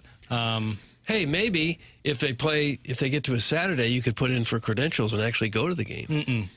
I can't. I have to cheer. I can't cheer with the credential. Yeah, some people do. It would be bad form to cheer. You with couldn't the sit there in the press box and just enjoy it? No shot. Not like without cheering. No. I'll tune in if Burke is topless. That's from your buddy Sweet Sweet Kai, who called Ali Marmol cute as a button, and Ali Marmol was reading it in the YouTube chat. No, I don't want to. Well, how do you know if you have heat rash? Click that off.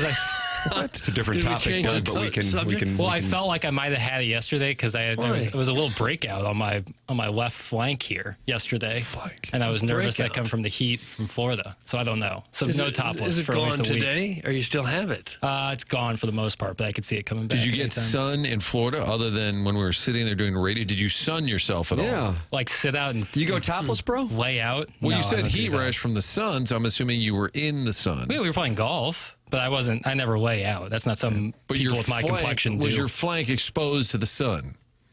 Not directly. Okay. That's why I'm wondering how you would have heat. It's kind of amazing. We all avoided sunburn, as sunny as it was, every day we were there. We just lubed up real nice. Sunblock really works. Yeah, no doubt. I was putting it on. My ears and my neck usually gets it real bad, but it's good right now. Yeah. Well, Doty's blue. Yeah, that canopy saved the day. Saved the day. I'm already watching Jackson 20 hours a week. What's a few more? That's from the YouTube chat in the YouTube chat. It's a W. Yeah, I mean, you won't get the same energy that a NCAA tournament game might evoke out of me, but it'd be similar. I mean, top 5 matchup at your home barn.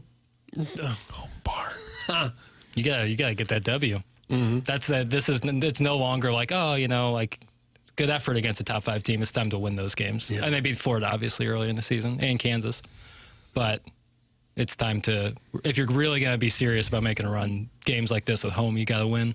Feels like a drink game on Wednesday, too. Maybe. Prominent. He'll be there? Prominent seating for He's drink. He's often there. Yeah, he is often there. They're a great watch. They score a lot of points in all types of manners. They're a fun team to watch this year. We're going to have Walter Tkachuk joining us coming up at 9 o'clock here on the program, and we will talk college basketball and these new college football playoff proposals that are going to be put on the table this week. Ross Dellinger with that story that the SEC and Big Ten are lobbying for the playoff to expand to at least 14, if not 16. That would not happen until 2026, and each conference would get 4 automatic teams in, and then the Big 12 and ACC would each get 2 in, and if Notre Dame finishes in the top 14, they would get one of the spots, and then a group of 5 qualifier. So that is on the table. The Colonel at 10 o'clock, brought to you by James Carlton of the Carlton State Farm Insurance Agency. Tim McKernan, Doug Vaughn, Martin Kilcoyne with you on the program. This is TMA 101 ESPN.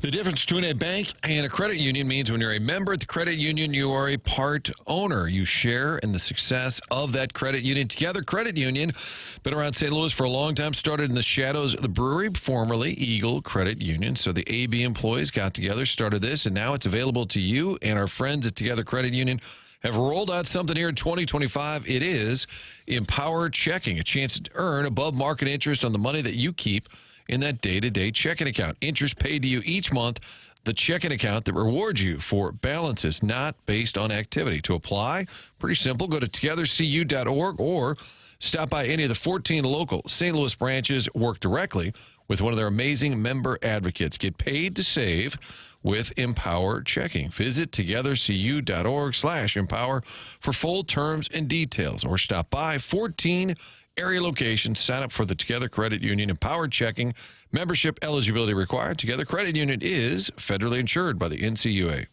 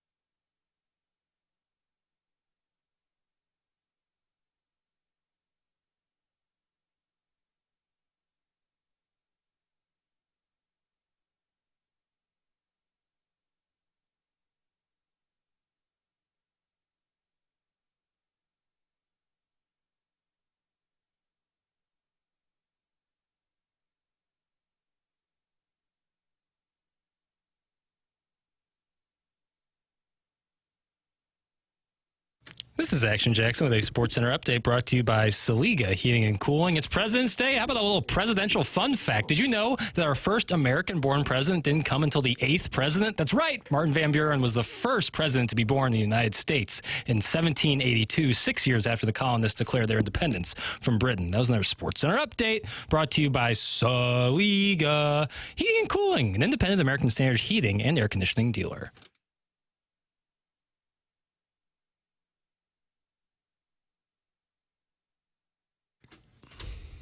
Doug, do you enjoy when presidential history is weaved into the Sports Center update? But I'm reading George Washington was born at his family's plantation in Westmoreland County, Virginia. I'm sorry. The information I have is Martin Van Buren was the first American-born president. Hold on. Well, I don't think because America wasn't created at that point yet.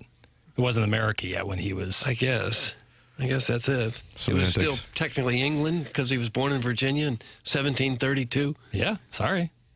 Semantics are important here. All right. It just feels like it was a little misleading is all. I don't think so. When you said first one in the country, I thought, well, maybe was Washington born in England and came over here or something? Martin Van Buren has the most, he's totally bald up top, but has thick, long hair on the sides. That's a good look. And big sideburns, too. So he's all hair in all the places you don't want it. Think those are plugs? I don't think they did plugs back then. No, I'm not sure. Do you know the smallest president? Can you name me the smallest president? Puts a man to the test. It was John Adams. John Adams, I was going to say John. Unfortunately, the answer is James Madison, who his stats on the depth chart, 5'4", and he weighed about 100 pounds. Oh, my God. Little Betty Rooster, too. It is interesting when you realize that the founding fathers were most of them anyway, in their early 20s. They were, veritable kids. Sure. But the life expectancy being so short, it's a little different. I mean, only Ben Franklin was older because most of them were really quite young. You think they got after it? Well, to be that intelligent and to set up a form of government that's lasted this long, I mean, they were really some brilliant people. More presidential fun facts coming up. Okay. Oh, wow. Doug, stick around. Plus, Tkachuk will join us. We'll talk to him about the presidents. Did you notice Jackson's updates are typically a vehicle for NBA information. Yeah, I call it NBA grooming. Yeah, and yet the day after the NBA All-Star Game, he has chosen not to include them. I think he's wanting to distance himself from Team Shaq and Team Chuck. Yeah, That's what I think he is doing. The All-Star Game, I can't defend How about it. the floor, the design? I'm heinous. I can't defend it. I truly can't. I love the sport. Still think it's great, but that was rough. And I guess Giannis said over the weekend, we stopped caring as players in 2020. Was the last time he said, because it was something to pay tribute to Kobe. He said that's the last time we really tried. If you're getting paid $60 million a year, you're going to go out there and hurt yourself to, win what? Nothing? It's the nature of an all-star game in sports right now, an exhibition game. You're just not going to get guys to get fired up for it. And what about a TMA speaker being on the line as a prize pack? For the listener of the month? That would change things. I'll text Silver, see what he thinks about that. Okay. Martin, I'm reading from fox2now.com regarding a significant round of snow making its way into the St. Louis metropolitan area tomorrow and tomorrow night south of I-70. This will be a very impactful event, per the 2 Fox. Along and north of I-70, including the St. Louis Metro, snowfall totals come down a bit because colder, dry air to the north may try to push this system to the south and potentially eat up the snow. But there is talk of potential big-time numbers. 4+ in St. Louis, 8 to 12 inches south of Owensville, and our friends where this signal pipes in crystal clear, Festus. 8 to 12 inches down there. Yeah. That's significant. I've seen varying numbers, but it also seemed like it was going to be a sustained storm, like kind of all day Tuesday into Wednesday. We've had it, boy. It's been a rough winter. It has been. I don't feel like we've said that too often in recent years. No, but this one's been. Last year's very mild. We would go whole winters without any snow. Sort of depressing for the kids not to get a single snow day. Got to be at the point now for the schools where you really don't want to keep shutting down. I think public schools will just add on at the end, right? Don't they typically just add to? They run out of days because they allot a certain amount of days. They allot a certain few, and then all of a sudden you're going to school in June, right? You'd be a little deep there, but yeah, late May. Doug, would you like to get snowed in together? That's from Doug's Prison Wallet, No, TMA thanks. social media correspondent. I don't ever want to be snowed in anywhere with but what anybody. about Doug's Prison Wallet? That's different. Well, think about it. You get a big blanket, you two curl up with a good book, and then who knows what happens The next. two of us are going to read the book together? Well, you would read passages to him. Passages. I am a bad boy, and I'm testing things. Yeah, that's what you'd say. I think I don't want fun. to be snowed in ever again. And it always hits me when you go to Florida and you see just how wonderful the weather is.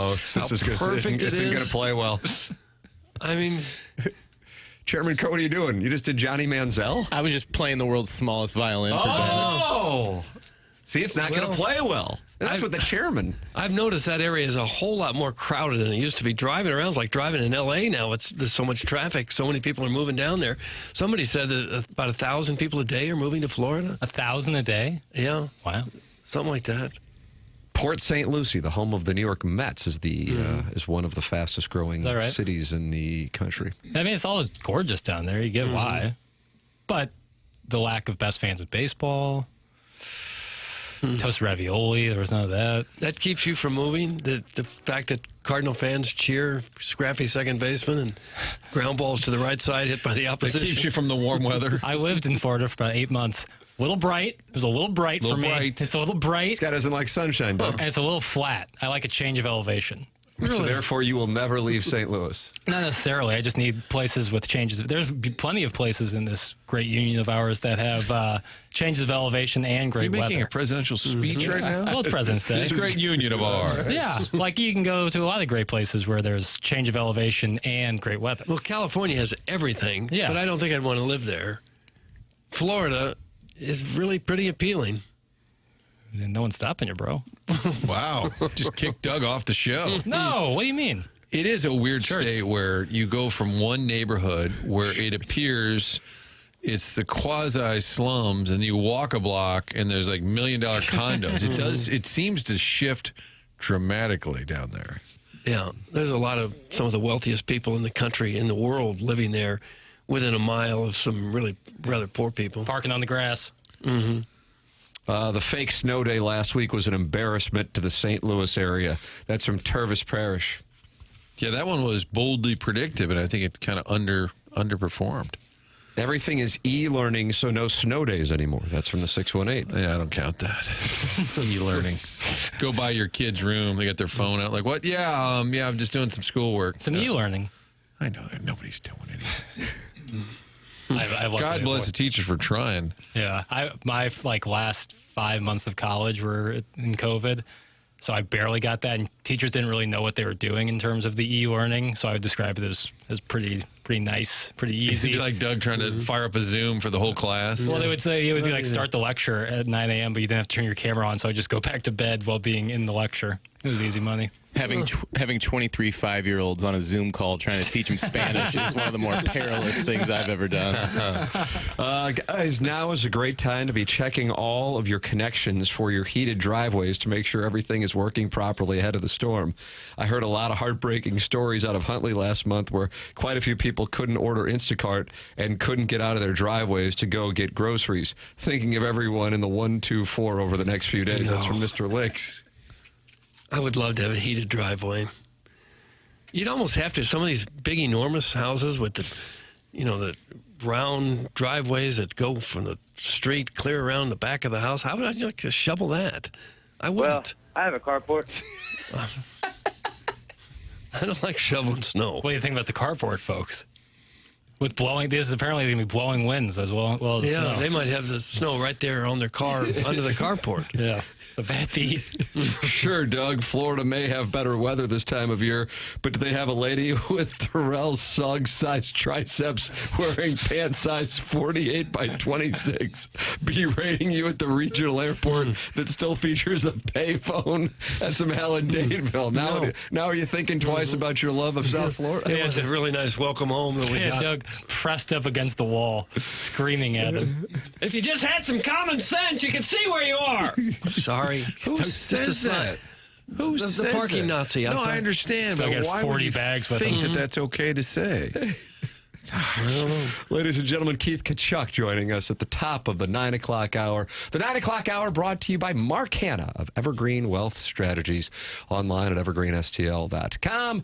And we close out our Fisher Window and Door Store 8 o'clock hour. This is TMA 101 ESPN and the TMA STL YouTube channel.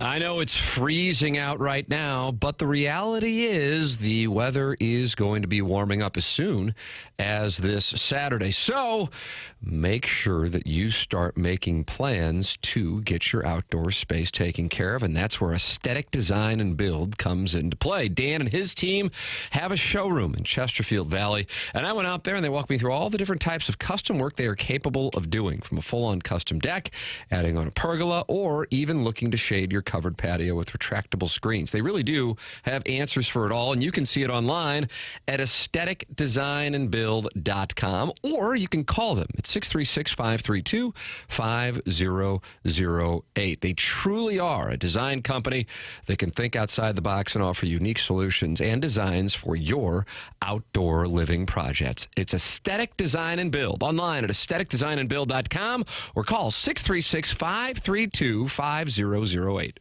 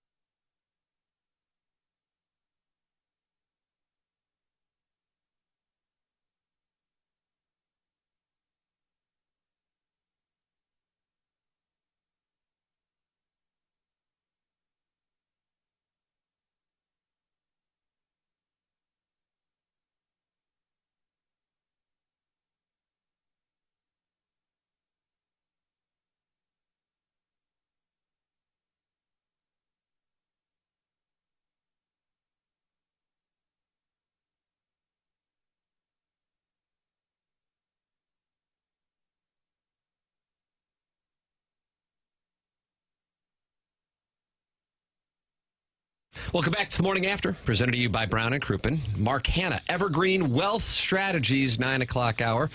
Tim McKernan, Doug Vaughn, Martin Kilcoyne, Jackson Burkett with you on the program, and it is our pleasure to welcome to the Collier and Thompson phone lines, friend of the show, Keith Walter Tkachuk.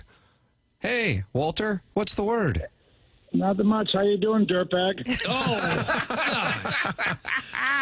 Hey, did you forget you were going to be on? I was just in the middle of a conversation, boys, and I couldn't just ignore it. And then I realized you guys were calling. Sorry. Oh, you sound really excited about it. Thanks. We're in here wrapping the flag around ourselves, getting ready to talk hockey, and you can't be bothered. You know I love you guys. I would never do that to you. God bless. All right, now we're fine. All right, it's all fine. So I imagine you were present on Saturday night in Montreal, correct? Yes, I was. And what was that like to watch? Well, you know what? Just walking into that building, the excitement, the atmosphere, the place was jammed at warm-ups.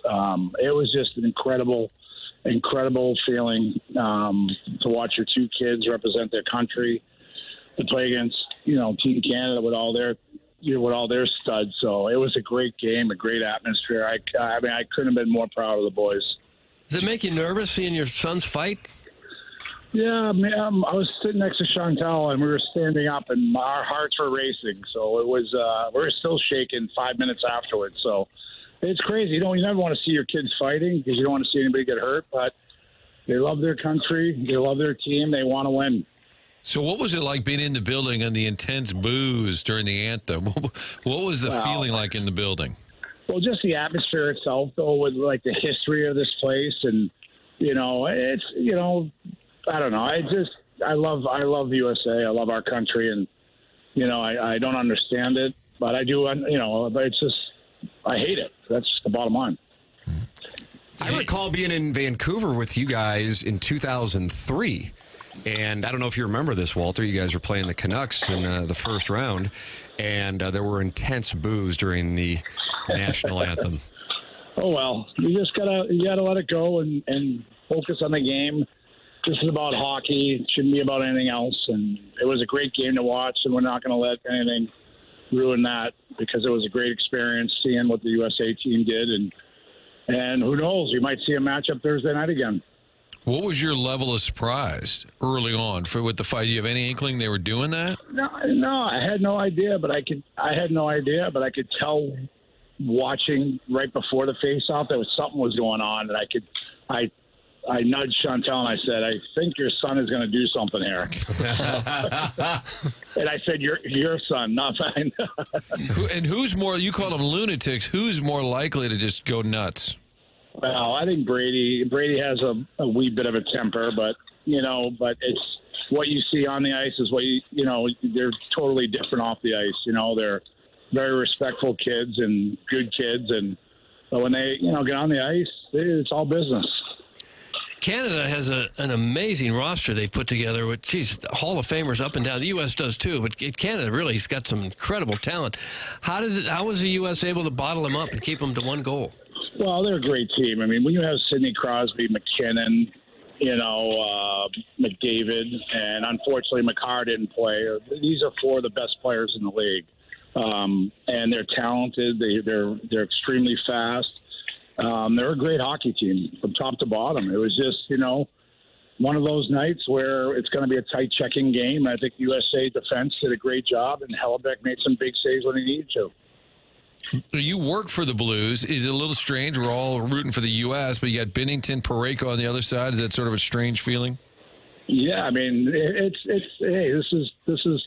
I look at his family first right now, and the country first. But Binner and Parayko were big reasons why we won the Stanley Cup, and it's great experience for them to be here and doing what they're doing. And they're great players, and I expect to see them probably Thursday night again. Kerb's touched on this earlier. We're talking to Chris Kerber, but the fact that Jordan Binnington is the starting goalie for Canada, even though there's some critics at times, he's maybe not been at his best. The last couple of years. Yeah, he's a big game goalie. Let's get one thing straight: we don't win the Stanley Cup without him in that first period against the Boston Bruins. He's a big time goalie. No, I know. If you have to start a game 7 or a situation where it's a championship game, he's the guy. That Big Walt scolded me. I was saying that for the critics, it's good for you, Walter. God, coming after me. Jesus. Get my office, dirtbag. You're fired. Oh, no. What I was trying to point out is that he has his critics, but it's very telling that Canada says this is our best option in goalie. It's a huge measure of respect for Binnington is what I was trying to point out before you got all hostile. All right, next question. I like Belichick. All right, dirtbag, over to you. Yes, ladies and gentlemen, it's Keith Tkachuk with us here on the program as the U.S. will take on Sweden tonight. Matthew, lower body injury, didn't play about the final 9 minutes of the game. Of course, I respect that there is a code, but I'm sure you've had a chance to talk to him. How is he feeling? No, they've been pretty much icing me out, so I haven't really talked to him. But yeah, I don't know what's going to happen with him, but I wouldn't expect him to play today. But hopefully he's healthy enough for Thursday night. But I don't know. I haven't talked to him yet. I just going on what I saw at the end of the game last game. Your own kids ice you out? Yeah, they're doing it on purpose because they're together having so much fun, and they're doing it on purpose. Huh. You sound a little upset by that. Just a tad. Will you be in Boston? We flew out right after the game Saturday night because of the weather. We wanted to make sure we got in here, so I'm in Boston right now, yeah. Oh, how's Ma? Is Ma working today? Oh, she's at the docks right now. She's going to meet us before the game, so yeah, she's got to go out and get paid. She's still, in all seriousness, she's still an employee of the docks? Yeah, oh yeah. She ain't quitting anytime soon, she said. My God. That's great. Yeah, good for her. Yeah. I think she wants to just stay away from my dad. What does she actually do? She's not lifting crates or anything. No, it's I don't know exactly what she does. It's probably nothing, and still gets paid for it. I don't know. Who knows? God bless America. Is that what we say there? Is it more fun for you? This will be in Boston, this big game this Thursday night? Yeah, it's probably the first time I'll actually like going to the Boston Garden where they won't be booing my son. So, you remember they played the Panthers the last 2 years in the playoffs. But it's a great building, passionate fans, and it'll be interesting to see, what it's like, especially compared to what it was like in Montreal, which was an incredible environment. Were you on board with the Four Nations, like the idea? Did you think this would be this much fun? I knew it was going to be good, but this has exceeded my expectations. This is hockey. I mean, it's been unbelievable. It's been great for the game. Whether USA won or lost the other night, I think it's a huge thing for the NHL. The best on best want to play each other, and it wasn't an exhibition game. I can tell you that much. Yeah. For you and Chantel, was it more nerve-wracking watching this or watching Matthew playing for the Cup? I mean, they're both pretty similar, but obviously the Game 7 Stanley Cup was the ultimate. But I wasn't too nervous because if you lost, it really didn't make a huge impact. I mean, obviously it was great for USA to win, but, this is something we're just pumped they're playing together for the first time ever. As a parent who developed two NHL stars, how early did you have Matthew and Brady skating? Were they, 3 or 4 years old? Or? Yeah, they were probably around that, but we had them doing everything. They wanted to play sports. They were very active kids, and they played a bunch of different sports besides hockey. So we loved it. They loved it. As long as they loved it, we would have took them anywhere to play. So they're never teammates, even when they're little? I mean, or they had to have been a couple times, right? I don't know. I think Chantel remembers we might have dressed Brady one time with Matt. I don't remember that. That's a long time. I don't remember what I did last week, bro. Why so? And you sound grouchy. What are you so? The whole world's raving about your lunatic boys, and you come on here and you sound pissed off. I guess it's just one of those days. I'm excited. I could do that to you guys. Everyone else does. Yeah, why not? Stop on by and dunk on us. It's a tradition. We enjoy it. Walter, always good to talk it over with you. Looking forward to the festivities tonight. And I would imagine you would love to see the rematch on Thursday. Am I correct? I think it would be great for hockey, great for the game. That's what everybody wants to see, but we'll see how it shakes out. All right, Keith Tkachuk with us live from Boston, where we will see the U.S. and Sweden tonight, and then we'll find out who the U.S. will play Thursday in the finals. Thank you, Walter. Thanks a lot, hey. There he is, Keith Tkachuk with us. And then, hey, thanks a lot, hey. Martin, you know what that comes from, do you not? It's a Larry Plow drop from back in the day. Larry Plow would come on. We would try and do a little grab ass, and he'd say, "Oh, okay, guys, talk hockey. Okay, talk hockey." And then he finished off the interview. Okay, thanks a lot, hey. And Tkachuk found that incredibly amusing. So every time he signs off on this program, it's a tribute, Doug, to Larry Plow. Hey, thanks a lot, hey, after he was uncomfortable with the line of questioning, which is, again, kind of a theme on the program. But Larry Plow was a very nice guy. I remember getting a letter from him after he retired, I guess, thanking me. I'm sure a lot of media people got it. I don't think I got one of those. I got a letter saying, thank you for Tim, your wonderful coverage. I didn't, but Doug's known as a rights holder. Yeah. Well, I figured everyone got one. I thought it was a form letter, but I thought it was nice. I hadn't received anything like that from anyone else. I wonder if I might have triggered Walter, because when he didn't answer the first time Jackson called, I texted, "You ready, fella?" And I wonder if I just kind of poked the bear, irritated him a little bit in advance. He said he was fired up. I thought he sounded a little grouchy, but he likes to rip our asses. That's a tradition, unlike any other. I know. Ladies and gentlemen, you're welcome to rip our asses too. 314-399-9646. That's a way that you can do it. Then there's the YouTube chat where Don PP's talking it over with Doug. Is that DLW 1904? What do you think that stands for? World's Fair 1904? Do you think there's got to be a tie-in? Could be, or isn't that when Design Air started? Design Air started in 1904. Yeah, maybe that's what it's all about. How about that, Martin? It always goes back to the sponsors. And you can email in for our Design Air Heating and Cooling email today, the morning after, at InsideSTL.com. Keith Tkachuk with us in this segment, Chris Kerber in the 8 o'clock hour. You can always go back and podcast via the Schaefer Door Company podcast. Gabe DeArmond coming up, brought to you by James Carlton. That's coming your way at approximately 10 o'clock here on TMA. Tim McKernan, Doug Vaughn, Martin Kilcoyne, Jackson Burkett, and Chairman Kurt with you. The program's called The Morning After. It airs on 101 ESPN.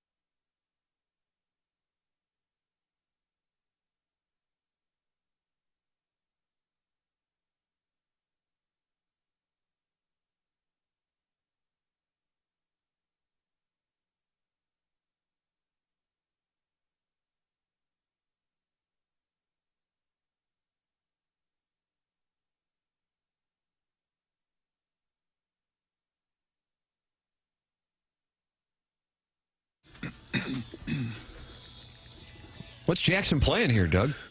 I don't know. DKM, Dropkick Murphys. That's what I was about to say. It sounds like Dropkick Murphys. Shipping up. Yeah, shipping up to Boston. Would have been great in the segment before this. What's he screaming about? That's shipping up singing. shipping up to Boston. Screaming. You never From heard the potted, nearly 20 years old, eh? Love this song. He's almost 20 years old.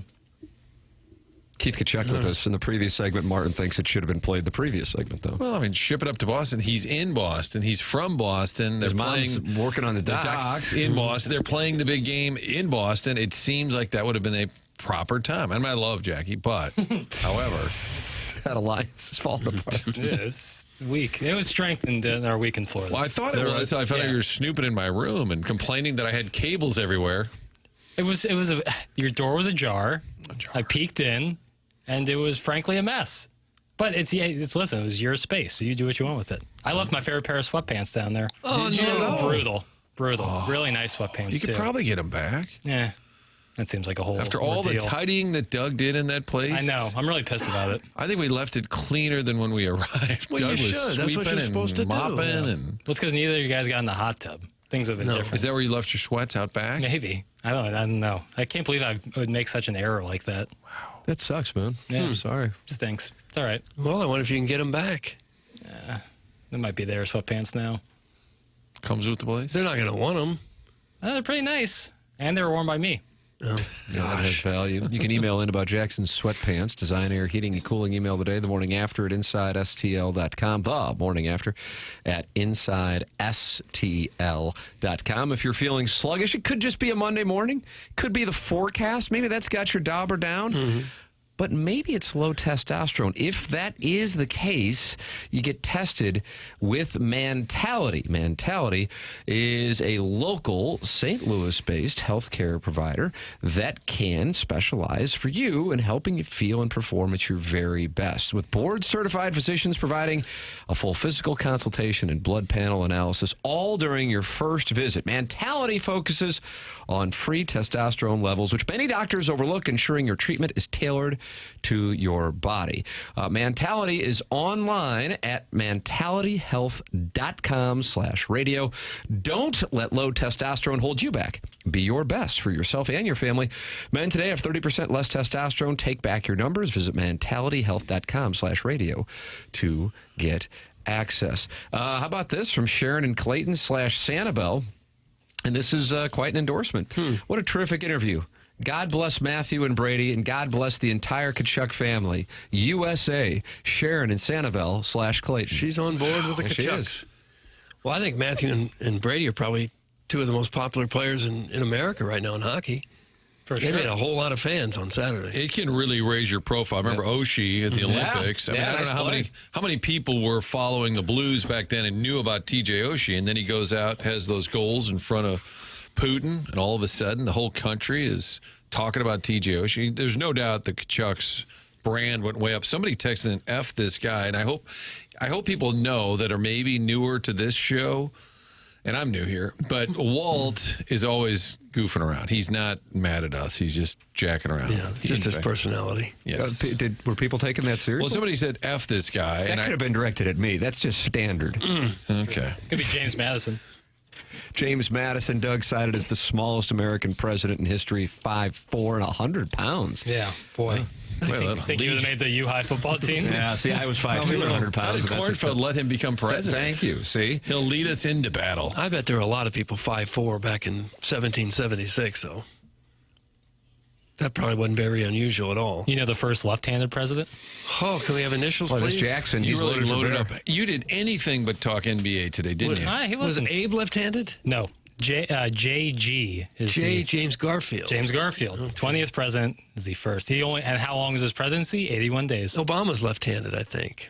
Is that right? I think so. He was also the first ambidextrous president. Martin, the person who sent F this guy also sent in a screenshot of something and now has issued a clarification. So they were not upset with Walter. Oh, I apologize. And it was something about Caitlin Clark, and Rob Parker tweeted out There's one person and one person only who has ruined NBA All-Star Weekend, and that's Caitlin Clark. Oh, wow. Someone threw a couple eggs in the old She's not even in the league. take generator, and that's what they got out. The take generator. There's an AI software for take generator?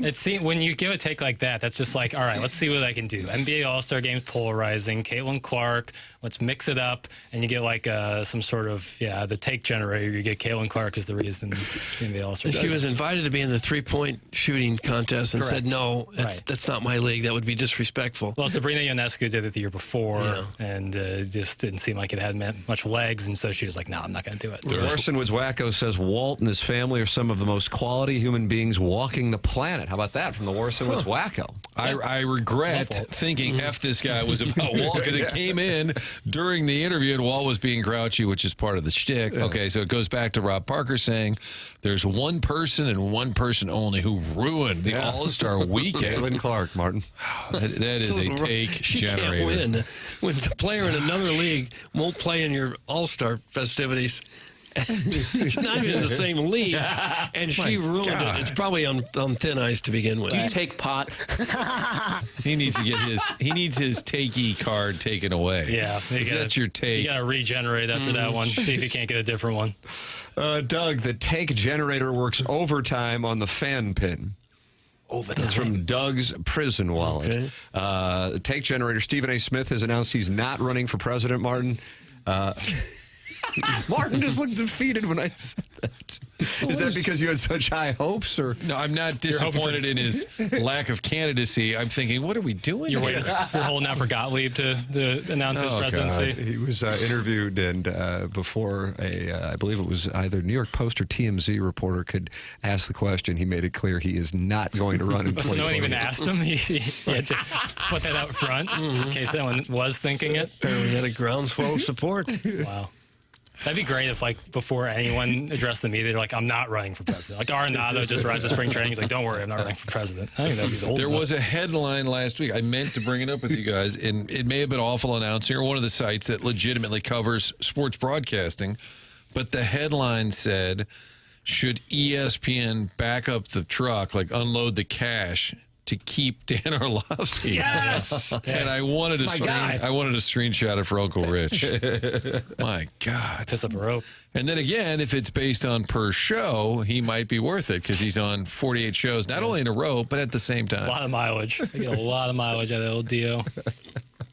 2 shows at once, Doug. It's hard to be on 2 shows at once, but he can do it. Can you check on Gottlieb's record for me while we're talking? Oh, you mean University of Wisconsin, Green Bay? Yeah. Sure. It's been a little rough this year, Martin, but Yeah, I think it's a I thought so. rebuilding year while he hosts a show and coaches the Wisconsin Green Bay squadron. Jackson has loved this story perhaps more than any other story this year. It's Doug Gottlieb still hosting a show while coaching Wisconsin Green Bay. They're dead last in the Horizon League. Tough league, though, this year. SEC and Horizon League. Cleveland State, Dennis Gates' former school, is leading that conference. Green Bay is overall 3-24 with a 1-15 conference record. Ouch. But, Doug, they are on a win streak of 1. Okay.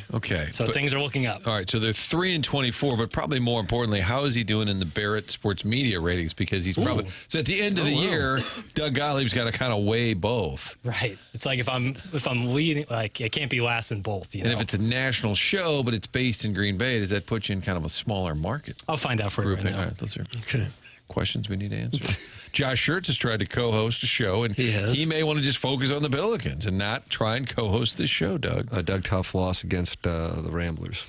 I've offered to step in and do some coaching. And then he would come in here and do the program. Yeah. So far, he hasn't taken me up on it. We almost texted the Dish, Brian Kunderman, and Coach Church or Chris May when we were stuck at O'Hare because they were playing the Ramblers. Oh, yeah. We were about to say, can we hitch a ride? And we'll carry rides, How long of course. were you guys sitting at O'Hare? Hour and a half. But then the worst part was on the plane. We sat for an hour and a half, like waiting to de-ice. Yeah. So combined about 3 hours. So would you depart Chicago like at midnight or something? 11:46 or so it took off. Yeah. The And then de-icing. Doug was berated by St. Louis area security. That's right. 2 At different Warren? ones. Uh-huh. And the person You had cleaning any the floors. common sense, you'd know where you were. Well, just give me a sign or something where I'm supposed to stand. It is pouring down rain out here. And There was no the airport was empty other than people there assigned to yell. There was a thing that said the freedom of speech booth. Did you guys see this? There was a booth? It's in the airport. It's called the freedom of speech booth. I have no idea what that means. Did you go in there and start yelling at people as they walk by? There's a booth that says, it's right by where the pasta house is, across the way there. It says the freedom of speech. But do you need that at an airport? Freedom of speech booth. They have that chapel. Can't we just assume that we have it? I don't know. Well, it seemed based on the employees there that they were exercising their First Amendment right. They were. The freedom to berate. Gottlieb 14 on the national sports radio shows, according to BSM. Okay. So they had a good radio year, but maybe not a great basketball year. How are 3/4 of you guys gold and bronze, and then you have the ghost, Jackson? Weren't you all in the same place last week? That's from the Arnold Water Tower. I don't know what to tell you, man. My skin just doesn't. I don't really feel gold and bronze. Doug, are we gold and bronze? No, I didn't get much of a tan at all. I don't know what to say. I don't tan ever, so it's not surprising that I came back as pale as I left. But what are you Could gonna be do? just the lighting on us right now. Could be on the YouTube channel. I people simply look do different. not tan. Like it just doesn't. Never? No, I just burn. I mean, I guess I get a little darker, but barely. I have a pale complexion, fair skin. Not much I can do. Huh? Control your melanin, buddy. Can't. I get sunburnt real bad. I enjoyed Jackson calling his dad, and I looked over and he said, "Hey, Pops," and then in his phone, his dad is saved as Pops. Correct. Yeah. Hey, Pops. Pop. Yeah. Well, I called him for a recommendation on the restaurant. Food Shack. And then I berated him. Oh, good call. By the way. Great so recommendation. Good. I was really hungry that day. That food hit the spot. That was great. A lot of great food down there in Jupetown. Wow. But good to be back. But it's too flat, Tim. It is too flat. There's just no change of elevation. Statement.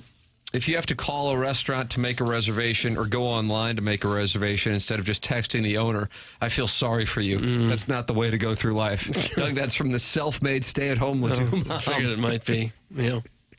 And she, of course, won the Emailer of the Month in January, and she feels sorry for people who cannot text the owner for a reservation. Otherwise, you're just a loser if you call and try to get a reservation. I'm about to get paid in the Escalade. You can email in and try to compete with the self-made stay-at-home Ledoux mom. It comes your way in about an hour. The Design, Air, Heating, and Cooling email today, the morning after at InsideSTL.com. Gabe DeArmond on the Stiefel dossier at 10 o'clock, and then the Design, Air, Heating, and Cooling email of the day. A former St. Louis Ram is unhappy with a well-known media personality. We'll tell you who and why on the other side of the commercial break. How'd you like that? Was it very, very well done? Yeah. Doug, did you? You didn't ask for initials. It's too soon. Do you have initials? Yeah, can't do initials. Tease Camp doesn't allow that? Tease Camp does not allow it. Take Generator and Tease Camp. Yeah, take Generator. Ladies and gentlemen, the program's called The Morning After. It's presented to you by Brown and Crouppen on 101 ESPN and the TMA STL YouTube channel.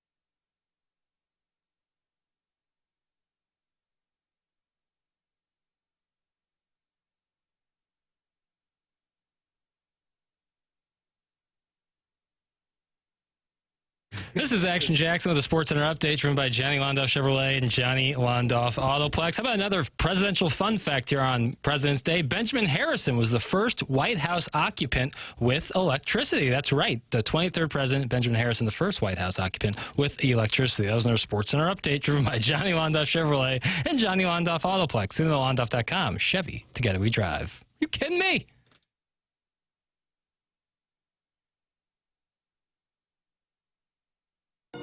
Give me that daddy butter. Give me that daddy butter. Give me that daddy butter. This is the remix. Give me that daddy butter. President's Day remix. My biggest Give me hit. that daddy butter. Give me that daddy butter. Give me that daddy butter. Called the Give me that colonoscopy. daddy butter. Give me that daddy butter. Give me that But then you daddy can butter. hear Steve Give me Winwood. that daddy butter. And he's going to be here Give this me that weekend, daddy butter. I think so. Give me that We may daddy butter. perform. Probably. So you're What going to they be want. like the special guest star. Like, who was the biggest surprise last night at Saturday Night Live's 50th anniversary The biggest celebration? surprise? Yeah. Kim K. They put the You little... think bigger than Jack Nicholson? Nicholson, how many times did he host? Probably a lot. The Yeah, Chiron... but he's 87 and he doesn't really make public appearances anymore. Only Laker games. Paul McCartney at 83 was performing. Yeah, and he did a hell of a job, too. They put that little Chiron up of like the person. It was like Kim Kardashian hosted one time, and she was there. She was. That was quite a crowd in the audience, though. Huge. Letterman just sitting there. I think, remember the Costas story? He said Jack Nicholson doesn't do TV. Did he host SNL once? I would be shocked if he didn't. Well, he was known for saying, I don't do TV. He's friends with Adam Sandler going back to the film Doug, 1990. I don't know the years. I'll say 99. Anger Management. Okay. Good. Might be off on that one. Excuse me, sir? It was good. Oh, you just gave CodyGoodBad.com. That was, You just had a Tourette's. Good. I thought that show last night was good. And I keep seeing critics online saying, "Oh, it was the worst thing ever." I don't know why? Like You would think actual that was critics or just social just media? people, Oh, people. But I don't know what you wouldn't have liked about it. Not everything is slapstick funny, but a lot of it was. I thought it was great. Steve Martin's a pretty spry 79-year-old, isn't he? Because he seemed the same for about 30 years, 40 years. He does. He I doesn't thought age Bill well. Murray's timing was still outstanding when he was on Weekend Update. Eddie Murphy, I really enjoyed the final. I think it was the second to last sketch, the Scared Straight program with him and then Will Ferrell coming out. That was my personal favorite. Jackson, did you watch it? Not much. I saw some of the red the carpet NBA coverage. was on. No. He had his team Shaq jersey. White Lotus season 3 premiered last night, and I was locked into that. But I saw some of the stuff on. I saw some Steve Martin stuff, and then obviously Adam Sandler's song, the 50-year song, which I loved. I love anytime Sandler Yeah, breaks he was that good. guitar That out. was great. Yeah. The Meryl Streep thing was pretty good. And I think Pretty it'll all be up on Peacock, so I can go back and watch some of it. But no, I was locked into White Lotus. Crystal City Clamhammer says SNL 50 was a parade of cucks. Oh, Is that right? Doesn't seem like it. It was a parade of cucks? I don't know if they anyone were was truly parading cuckold. anywhere. Was Matt Damon there? SNL 50th anniversary show was lame. It was 3.5 hours long, and I think I laughed out loud twice. I probably smirked 3 times. I laugh out loud every time Chris Farley does anything. Yeah, anytime they play his stuff. I think he's by far the funniest that they ever had. Really? Yeah. Wow, that's a take. I mean, it's kind of sophomoric physical humor, but it's still, to me, that's funny. Oh, yeah. Chris Farley's a goat. My mom was mad. She said they didn't play enough of the old clips. She thought they would do more best of, like, remember that one time, and then go to a clip instead of the new stuff. Now, Saturday night, I guess they ran the original, the first episode. George Carlin. Yeah, and I watched that, and I didn't think it was particularly funny, really. Yeah. I don't think they really hit their stride yet. That came with Mr. Robinson's Neighborhood. Probably when they got rid of Jim Henson and the Muppets. That was And an it odd was- choice. Muppets take a shot. It was Oh, much tamer for then SNL. than it was now. You couldn't get away with stuff in the 70s that they can get away with now. That might have had something to do with it. Yeah, possibly. You should watch that Saturday night movie I was showing you. I don't like to be told what to watch. The first 90 minutes before SNL started. It's a feature film, and it was great. Jeopardy with Eddie Murphy playing Tracy Morgan's Slade. That's from Chef Todd. I agree with that. That was outstanding as well. Do a lot of people say like Eddie Murphy's one of the greatest SNL cast members of all time? I would, Martin, you like Mount Rushmores? Yeah. Eddie Murphy. Will Ferrell. Chris Farley, Will Ferrell. Belushi? I mean, early on, you got Belushi and Aykroyd. I don't think Belushi was that funny. He wasn't that funny to me. He was hysterical in Animal House, but on Saturday Night Live, I think there's a lot of people that are more funny than he was. Chevy Chase? Piscopo? Yeah, I liked him too. Mm-hmm. That's a good question. I think Dana Carvey's hysterical. Schwing. I feel good about my first three on my Mount Rushmore. Yeah. Who were they again? Eddie Murphy, Will Ferrell, Chris Farley. I feel really good about that. Yeah. And I'm thinking about their work on the show. Right. Because if you, I'm not extrapolating because Chris Rock was on the show, but he's only on the show for a season. Yeah. Daryl Hammond in there anywhere? No. Gilda Radner. What? How do you? Did you watch all the old seasons, or you just? In this movie, this Saturday Night movie, they have obviously a lot of these older people. The first cast member group. Okay. Just because I was too young for the 70s ones, so I really don't feel like I can speak on it. But Eddie Murphy owned it in the 80s, and Farley in the 90s, and Will Ferrell in the aughts. Would you consider Entertainment Weekly a pretty good outlet to rank them? Okay, so they have the top 30 SNL cast members of all time. They worked in reverse order, so I had to get past Bobby Moynihan to get down to the top 5. This is according to Entertainment Weekly. Number 1, Eddie Murphy. Nice. Doug, that's huge for me. Okay. Number 2, this is a big miss by all of us. Is it Kate McKinnon? Phil Hartman. Oh, Phil Hartman's a great play. Rest in peace. Phil Hartman and Kate McKinnon are great plays. Bill Murray, number 3. Bill Hader, number 4. I think Bill Hader's a great play as well. So funny. And he had a long run there, too. Yeah. Really good run, too. That group of cast members was rock solid. He wasn't on last night because of his anxiety in performing live now. Is that right? I read that somewhere, yeah. He said he's developed so much stage fright in performing live that he didn't want to be interesting. His show, Barry, that was on HBO, is incredible. That's really good television. On this list, Gilda Radner is number 5. Norm Macdonald. Will Ferrell is 6th on this list. Then Dan Aykroyd, and then Belushi. I would say they're never separated. You can't mention one without the other. They go Aykroyd 7, Belushi 8. Kate McKinnon, number 9. You guys want to close out the list? Doug mentioned him. Dana Carvey, number 10. It's a nice play. Yeah, I thought he was great. You ever see the film Opportunity Knocks? I don't think I have, no. 91. Jackson, have you seen Opportunity Knocks? Opportunity Knocks. I don't believe I've ever seen the film. Really good. Is it?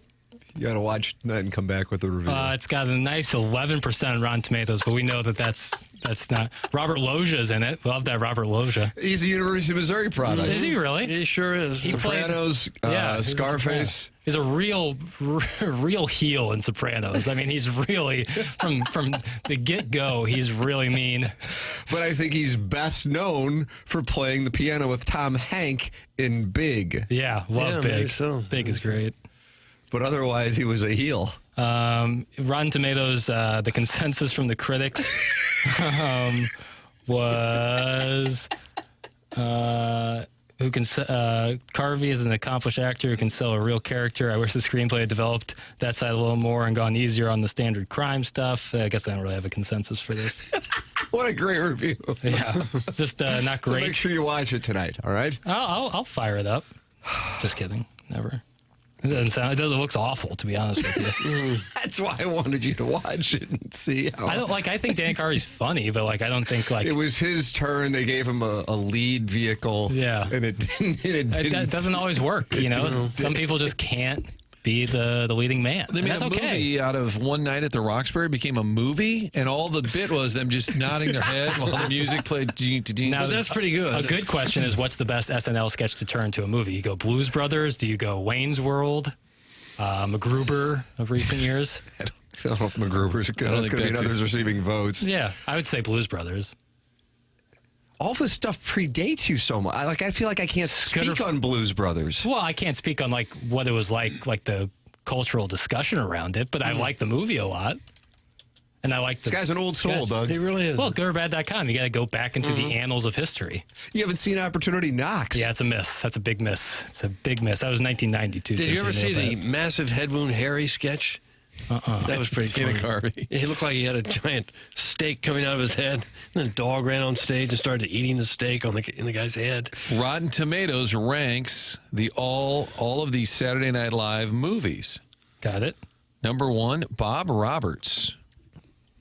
Tim Robbins delivers a landslide county. I don't know why that's an SNL, unless it was produced by Lorne Michaels. It might have been a Lorne Michaels. Wayne's World, number 2. Blues Brothers, number 3. There you go, Jackson. Yeah, I feel good about Wayne's World 2, number 4. And that was with Tia Carrera? Tia Carrera? Yes. 60% Rotten Tomatoes. So this is not a high bar for any of them. MacGruber is 5th. Jackson. MacGruber's good. MacGruber with MacGruber's funny. 47%. MacGruber's funny. I think that's where the term upper decker came from. Val Kilmer is in MacGruber. Yeah, shout out to Val. And then Blues Brothers, number 6. Oh, it was 6 and 3? Oh, the Blues Brothers 2000. Oh, yeah. So they did some sort of remake. Coneheads. Remember Coneheads? Jane Curtin. Remember that VHS scaring me when I would go to Blockbuster. I'd see the Coneheads VHS, and I didn't like it. It really scared me. Score of 37%. Jim Carrey ever on SNL? Am I misremembering? I don't think so. Okay. He seems like a guy who would have been. Yeah, he was on that Living other Color. show. Yeah, Living Color. But he would have been like, he'd be way up there, I think, if he were able to be on that show. That seems like a proper vehicle for him. How about Rotten Tomatoes, Tim, for A Night at the Roxbury? What do they give him? 11%. Oh, just like Opportunity Knocks. But tied for first. Which is actually better than the movie It's Pat. With Julia Sweeney. She didn't get an appearance last night, I don't believe. Kathy Griffin was in it, but It's Pat received a 0% rating. Oh, no. 0%? I don't know if I've ever seen a 0%. Wow. That's bad. Oh, my. I deep teased this story. ESPN's Adam Schefter is highly regarded as one of the most prominent NFL insiders, but the accuracy of his reporting has been questioned on more than one occasion, and that occurred again Sunday night when most NFL fans think about the playing career of four-time Pro Bowler Richie Incognito, who I one time saw take his shirt off and challenge people to fights at Flannery's on Washington Avenue. They think of the infamous Bullygate scandal involving former Miami Dolphins teammate Jonathan Martin. For those unfamiliar with the Bullygate scandal in 2013, numerous high-profile networks, including ESPN and Fox Sports, reported that Martin was subjected to a pattern of harassment from a number of his fellow Dolphins teammates on the offensive line. The entire situation was later recorded in a 144-page report by NFL-hired trial lawyer Ted Wells. The reports led to Incognito's indefinite suspension by the Dolphins for conduct detrimental to the team, which resulted in him missing the final 8 games of the 13 season. Meanwhile, Martin never played for the organization after the alleged incident. Incognito, who was also accused of being a dirty player several times across his NFL career, sat out the 2018 NFL season before joining the Raiders in 19 and playing until 2021. He played for a long time. Yeah, he was a good player. In a conversation with ESPN earlier this week, Martin spoke about the alleged incident, admitting that he never believed for a second that he was ever being bullied by Incognito or any of his other teammates. Quote, "I never believed for a second I was being bullied. It's a story that I've been trying to fix for 10 years.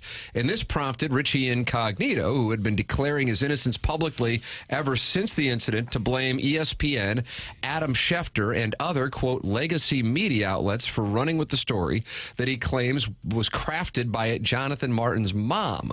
Quote, he couldn't cut it in the NFL, so he quit, and his mom blamed me," wrote Incognito on a post on X.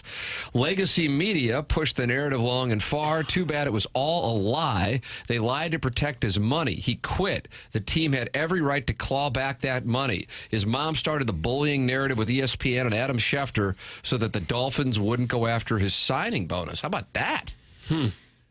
Didn't the NFL have an investigation? Yes, that's the one that I cited. But I'm saying, and they came out with reports that it was true. How do you come up with? It's one thing if the player accuses the other player of it, but if you document it as a league and say, "Yep, it happened," where did that come from? Schefter posted an excerpt from the ESPN story on his X account, which Incognito responded to by outlining what Schefter's reporting did to his career. Notable excerpt, "You tried to ruin my life over this bull S," wrote Incognito. Schefter was also not the only media member around the NFL that Incognito wanted answers from. He also called out Mike Florio for his reporting on the scandal at the time. "Care to comment, Mike Florio," wrote Incognito in another post on X. That's a bad beat. And now Jonathan Martin is saying that it was not true. I wonder why he didn't say it sooner. That's a fair question. You know, it's been, I mean, almost all of us forgot about that whole incident that he brought up. I'm like, oh, yeah, I kind of remember that. Yeah, Incognito was a hothead. He was sort of known for that. Remember, he flipped off the fans at the Dome, middle finger, on the way out. He was a edgy fella, I would say. Even coming out of, and didn't he have some, he was on TMZ a bunch. I think something happened at, there was a video in a bar where he started ripping off his shirt saying, who wants a piece of this? Yeah, I kind of looked like Tommy Boy. To tie it all together, kind of looked like Chris Farley and Tommy Boy. And there was an Arizona, I think they went to his house, and was he like cutting his Lamborghini in half or something weird? Look it up. There was something, remember that came to his home and he was like cutting it in half, something weird. So he probably would be easy target if you were looking to lay that label on somebody. Surprise guest? As a bullet. Is he a surprise? He is not. We have one tomorrow, but it is not. Oh, Richie. Surprise guest tomorrow? We do have one tomorrow. It is not Richie Incognito, although that would be. So I have the story here, Martin, that you were referencing. Richie Incognito smashes up own Ferrari with baseball bat. Okay. Why would be the question? The police went to Incognito's home after being contacted by TMZ Sports with his black Ferrari with several dents in the hood. No further details. But yeah. He was reading some Schefter tweets and just went outside and started beating the crap out of the car. Martin, I know you have onboarding at 10 o'clock, but you'd like to tell Doug about something. Yeah, I think I'll be onboarding with Haim, actually. He's in Jupiter. I'm here, but we'll be on the same Zoom, I believe. I do want you to go to Design Air for all your heating and cooling needs. We tell you that all the time, but it's real simple. When the furnace isn't working, that's not something you can fix easily. Doug's tool belt comes in handy, just not when it's your furnace. So make sure you contact Design Air. Online, it's designairservice.com to set up the appointment. All of their technicians are experts at repair. They are not there to sell you something you don't need. There's a reason they've been around since 1904. Seth Goldcamp and the family now in their fourth generation as a family-owned business based right here in town, of course, and a longest-running TMA supporter, advertiser. You know about the email of the day. That's brought to you by Design Air. Again, support the sponsors. It's designairservice.com. But also, Tim, you mentioned former Rams and the T's, and my head was sort of spinning with ideas. I do know that Marshall Faulk's going to be at our big event coming up Saturday, March 15th at the Frontenac Hilton.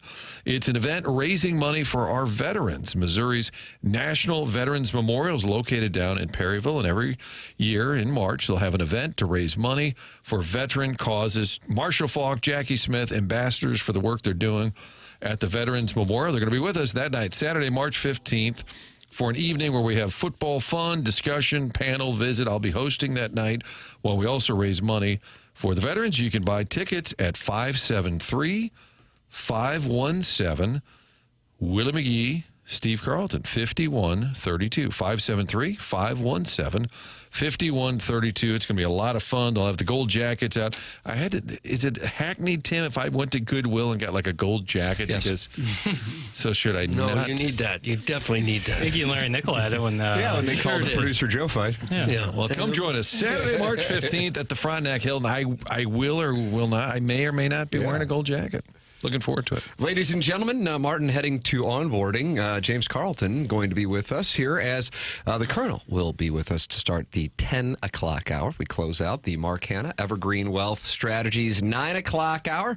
Mark Hanna online at evergreenstl.com. Send your emails in because on the Stiefel dossier, the Design Air Heating and Cooling email today coming your way at 10:50. This is TMA presented to you by Brown and Crouppen on 101 ESPN and the TMA STL YouTube channel.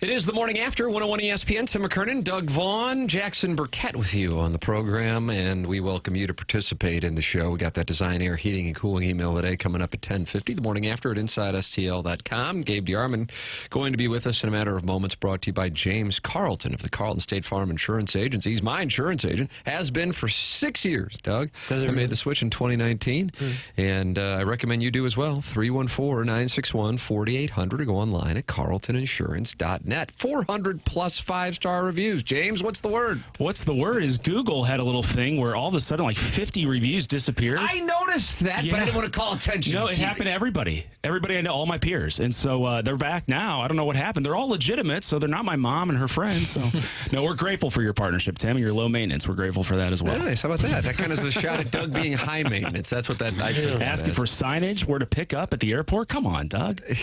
Well, just let me figure out where I am. You got to have some common sense to know that. Okay, sorry. Ladies and gentlemen, it is our pleasure to welcome to the program via the Callier and Thompson phone lines the Colonel Gabriel P. DeArmond. Morning, Colonel. What's up, guys? How do you like the Kansas City airport? New airport? I haven't been to it yet. Phenomenal. Oh, James, you say it's phenomenal? Absolutely.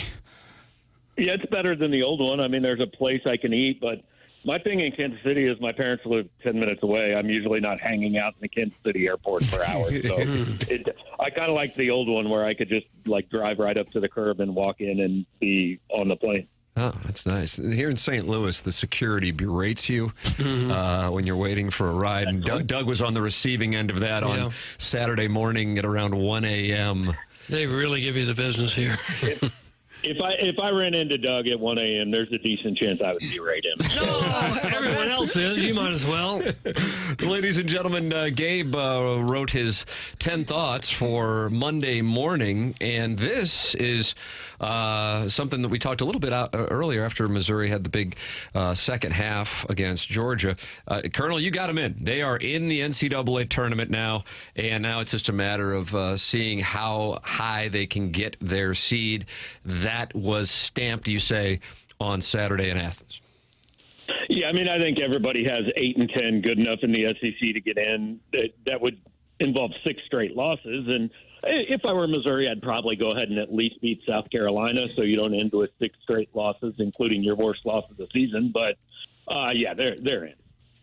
And in addition to your thought on Missouri being in now, breaking down Dennis Gates and the turnaround from last season to this season. And you've got some data on that really drives home what has gone on in 365 days. Yeah, no team in a major conference, and that includes the Big East, and I started in 84-85 when the tournament went to 64 teams. No team has ever gone from winless to a winning conference record, and only 2 teams have gone from winless in conference to the NCAA tournament. That was Maryland in 88 and Iowa State just 3 years ago. Those were a 7 and 11 seed. I feel pretty good Missouri's going to be higher than that. So, using those numbers, and look, you can make numbers say whatever you want, but you can argue that this is the greatest one-year turnaround in major conference modern college basketball history. How about that? How many teams have ever gone winless, though? Have there been a lot of them? In that time, believe it or not. Northwestern did it 3 times, including twice in a row. Nice. But, yeah, there have been a few. Only one SEC team, 3 or 4 Big 12 teams, I think. Colonel was talking this over. Jackson's a young boy. He's 26 years old. He's spry. And when is your birthday, Jackson? March the 13th. So you probably won't experience Missouri NCAA tournament basketball on that date, I don't think. I don't think the tournament would start then. No. But his hopes are high. The rest of us in here, we've all had our hearts broken many a time. Jackson's kind of limited to Norfolk State. So with that established, does this Missouri team have more potential for going deep than any team that you have covered since being at Power Mizzou, which goes back about a quarter century, minus the 2009 and 2012 teams? Would that be, in 2012, of course, the famous Norfolk State debacle, but as far as like when you're looking at the roster makeup? Yeah, I think so. The tournament's such a crapshoot. Missouri's deepest run came when they were legitimately the last team in the field.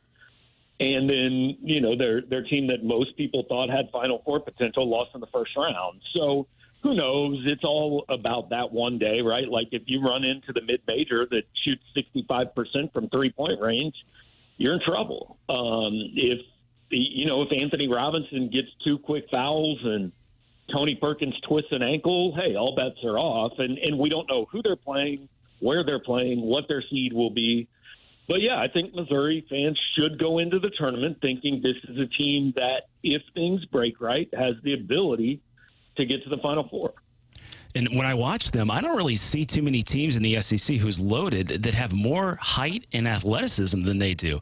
I mean, every single one of those guys can throw down. I mean, even Anthony Robinson. Jacob Cruz, I didn't realize he's 6'8". A lot of size. I mean, my goodness, all these guys have tons of upside athletic ability, and they're just so fun to watch. You get it from a different guy almost every night. I mean, Pierce, I think, went a couple games without scoring, and then he got a little hot in Athens. And then Robinson maybe had his best half of the year in the second half. I mean, it was unbelievable. They have so many ways they can beat you. Yeah, and that's a good thing. There are still matchups, obviously, that are tough for them. If they face somebody like, Texas did a really good job of both guarding the three-point line, but also having the athletes down low who could prevent Mark Mitchell and Josh Gray from scoring. And I think the biggest thing for Missouri in the tournament is going to be how's the game called, because they're shooting the second most free throws in all of college basketball. And if they get into a tournament game where officials just say, we're going to let this be a war, which happens a lot in the NCAA tournament, then, they're going to have to shoot well from outside, because they get a very low percentage of their points on 2-point baskets. It's basically threes and free throws. And so if they run into a game that's officiated like the Texas A&M game was, are they able to overcome that in a game they don't shoot 20 free throws? And we've seen, look, I said this about Kansas for years. The reason I always thought they lost a little earlier than they were supposed to was because they would play an entire Big 12 season, and the whistles favored them every game, especially at home. And then they would get in the NCAA tournament against the 7th seed, and all of a sudden those calls that had gone their way all year didn't go their way. And I thought that led to a lot of the early upsets. So I think that'll be the biggest factor for Missouri in the tournament, is just how are they going to call the game, and can Missouri adapt to it? Do you notice Gates doing much different this year tactically than he did last year when they didn't win a game in the conference? Well, I mean, he's got the players to play the way he wants to play, which is, again, shoot a lot of threes, play more transition, get a lot of steals. So I don't know if it's tactically so much as just he has the talent to let him play the way that he's kind of always wanted to play. I think the biggest strength for him is, I was just talking to C.J. Moore was in town from The Athletic to do a story on Missouri last week, and I was talking to him at the game, and he said, I talked to Gates, and he said he didn't change really much in the way he acted and the way he approached things last year. I said, no, he's the same guy. I mean, on the sidelines in a press conference, you would not know if Dennis Gates was 24-8 or 8-24. And when it's going poorly, that frustrates people. But when it's going well, it's viewed as, this great thing. Gabe DeArmond with us here on TMA. He is brought to you by James Carlton. Colonel, I was reading on Power Mizzou this weekend about Ross Dellinger's story. I was listening to their podcast on my way to the studio this morning, Pat Forty, Dan Wetzel, and Ross Dellinger, about the meetings going on in advance of next week's plans to discuss the college football playoff changes beginning in 2026. And it's just a case of whether or not there are going to be 14 teams or 16 teams.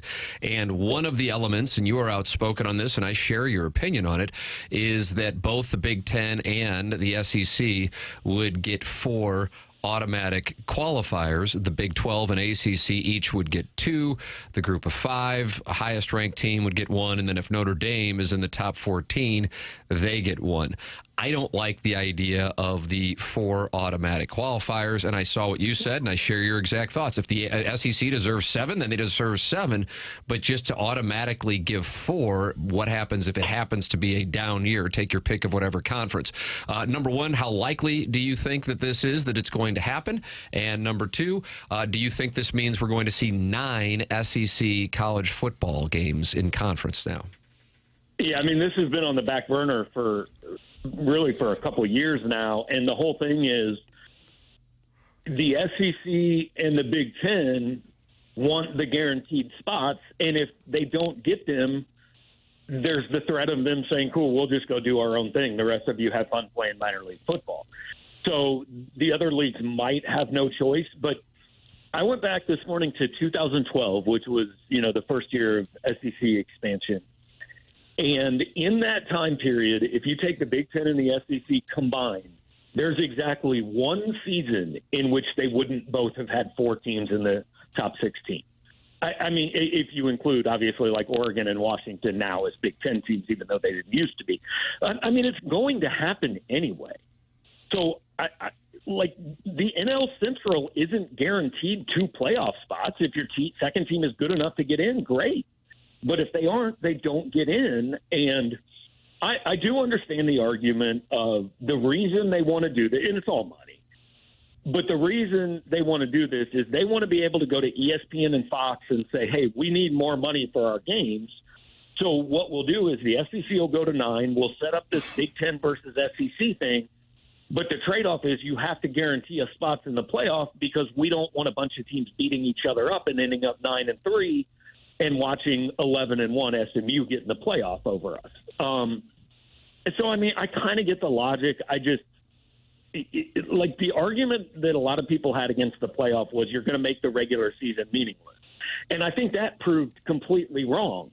However, I mean, let's say Alabama and Georgia both start the season 9-0, right? Okay, why try the last 3 games of the year? None of them matter.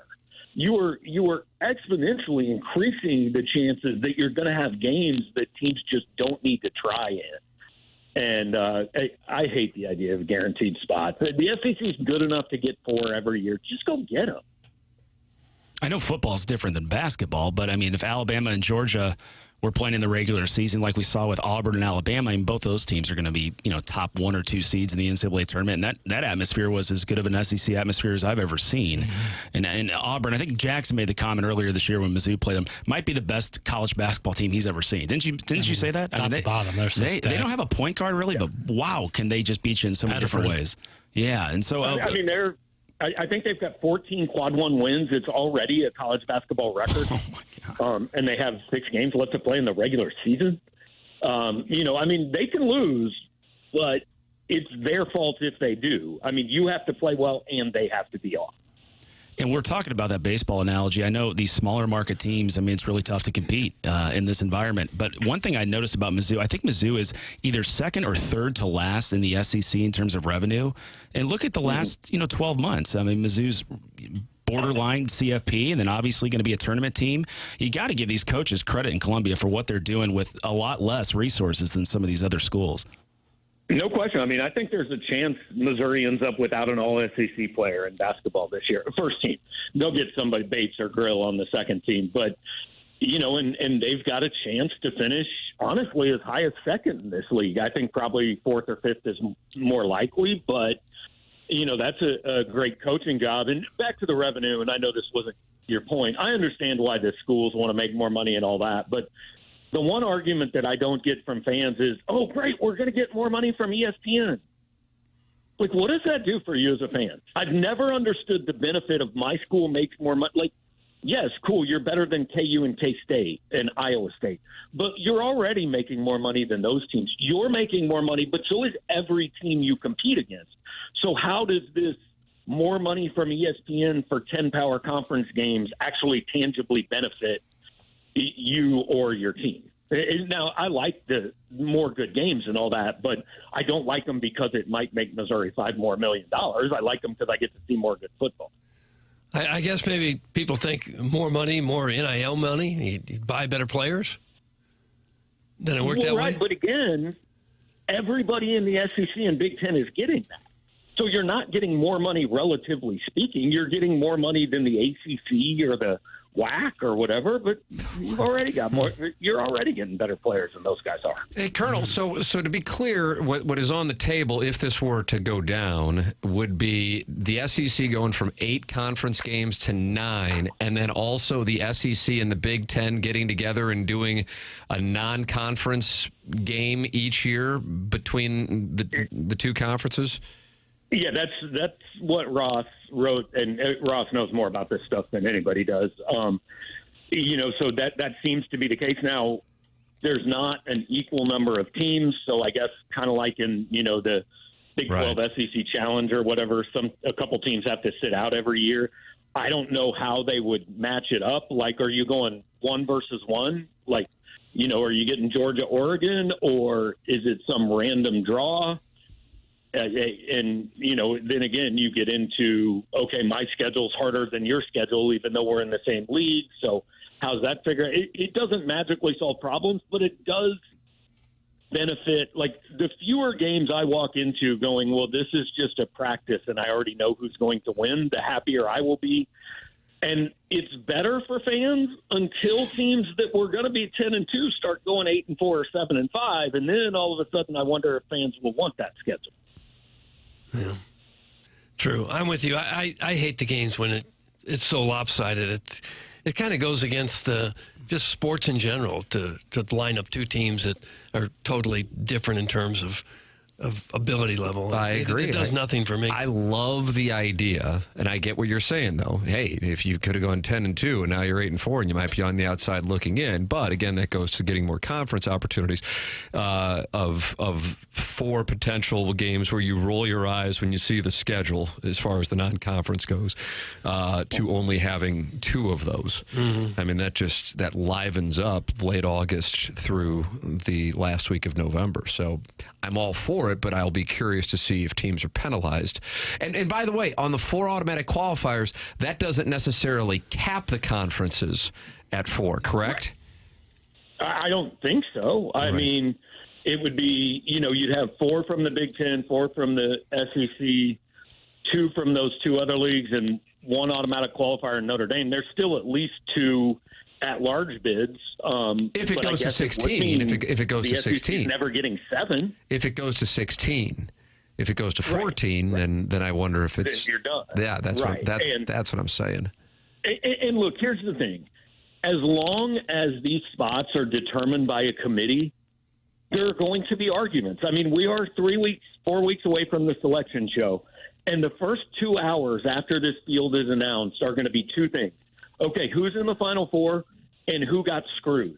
Like, I don't need an hour on why North Carolina, which is 8-6 and the worst ACC I've ever seen, should or should not be in the tournament. Like, you want to get in, win more games. That's my thing. Like Missouri last year, Missouri had nobody else to blame for not making the college football playoff except themselves. They didn't show up at A&M, and they couldn't finish it against South Carolina. Ole Miss, you lost to Kentucky. Alabama, you lost at Vanderbilt. Like, you can go win games without playing in the NFC East and win enough to get in.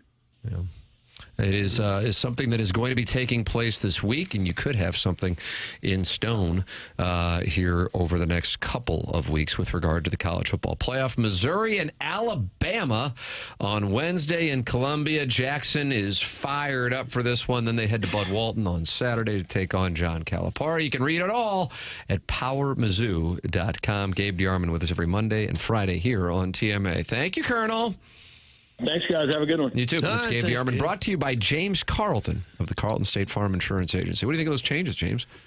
Yeah, I don't love it. I mean, what if they limited the SEC? I know it's a lot more teams, but in basketball this year to a certain number of teams. I mean, this is maybe the best conference that's ever been in terms of competitiveness. That's why, like, hey, if you have a floor of 4 teams, okay, I guess, but then the other conferences are going to make sure they have their floor. And so if you have 4 from the SEC, 4 from the Big Ten, you're at 8, 2 from the Big 12, 10, 2 from the ACC, 12. and then the group of 5 and Notre Dame. If Notre Dame's in the top 14, well, then that means there can only be 4 SEC. There can only be 4 Big Ten. That's operating on the premise that it's a 14-team playoff. It's still to be determined if it's going to expand to 14 or 16. And also, along the way, the ratings for these things were not great. No. Now, I loved it. I'm a huge college football fan, but as far as the overall ratings were, they were not as high as were expected. And in order to do this, now you're going to be going up against NFL games, more so than you did this past year. So, and then you expand the season further because now you have 2 more games. It's just something to keep an eye on. I get why they're doing it. I like the idea of how it benefits late August through November, that you don't have those random opponents. But yeah, I don't know if this is something that, when it's all said and done, is a great thing for college football. I don't know. Well, and then also with these games, if we're going to 9 in the SEC, you know how the NFL is always trying to add games and the Players Association's like, what in the world? We're not going to go for that. I mean, who's representing these players? You're adding a 9th SEC game. I'm sure the injuries in the SEC are far greater than the non-conference against Murray State, those kind of things. So I don't know. That's asking a lot of these players who aren't technically, professionals to put themselves out there even more than they already are. And they're students. Yes, they are. They got to get back to their schoolwork, too, at some point. James Carlton with us here on Monday with the Colonel, Gabriel P. DeArmond. Thank you, James. Thank you, guys. That's James Thanks, Carlton, James. online at carltoninsurance.net, or give him a call at 314-961-4800. That's James Carlton. You're always talking to somebody live in the office with James Carlton. Tim McKernan, Doug Vaughn, Jackson Burkett, Chairman Kurt with you. This is TMA 101 ESPN.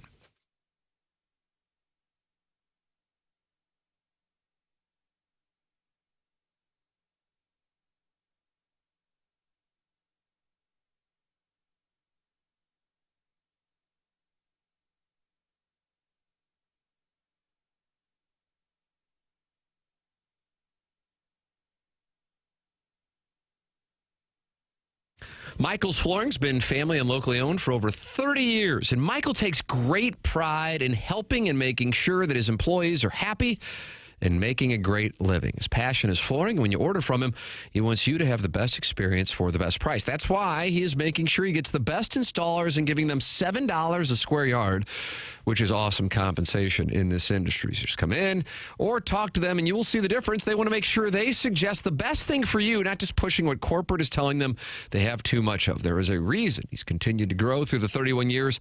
Employees love working for Michael as they feel like family, and he makes sure they are taken care of, and this then rubs off to the families buying the product as they know they have the best interest of the buyers. They have it all, but carpet is awesome, and it's back. They have so many varieties of all flooring, and have 3 easy-to-get-to locations in the St. Louis area, in Creve Coeur, Darden Prairie, and St. Peters. Come see why people are loving getting floored by Michael, and make sure you visit igotfloored.com.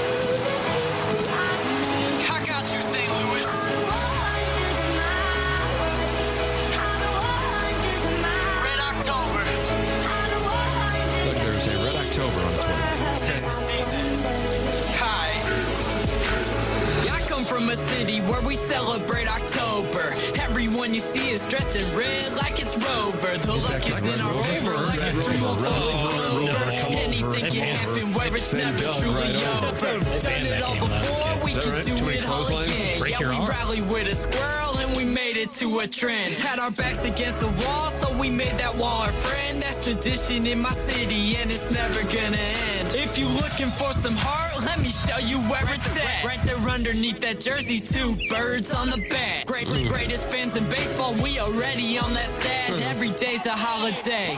Shouts out to Matt. That's October in St. Louis and you wouldn't understand. Unless you're from the city that made me to a man. 11 rings and counting, I'ma need another hand. But it doesn't sound better, so let's get this one for Stan.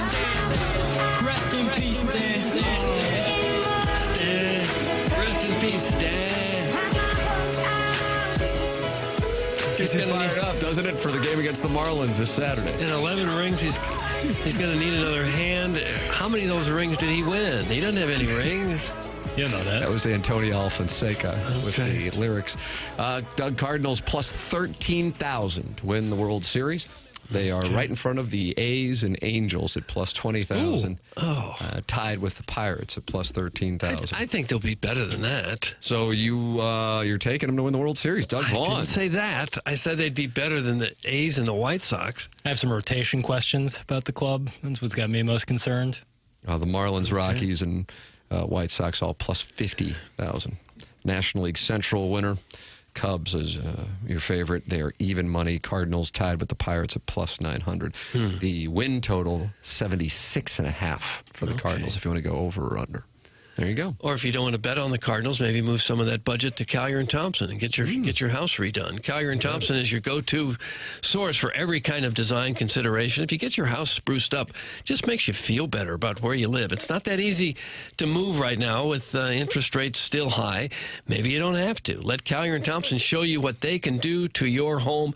They can turn it into a place you won't even recognize. And it's also kind of hard to trust who you want to be in your house and who's going to back up the work. Collier and Thompson stands behind every job that they do. During the process, they are always available for you. The Collier and Thompson team cares about the work that they produce. For them, it's more than just a job. They take pride in the work that they do. Collier and Thompson's core values are summed up by doing the right thing, and it may cost them a little extra time, a few extra dollars, but that's what sets them apart from the competition. All of their carpenters and subcontractors take care of a customer's home the same way as if it was their own. This is a company that you can trust. They've been in business since the 1950s.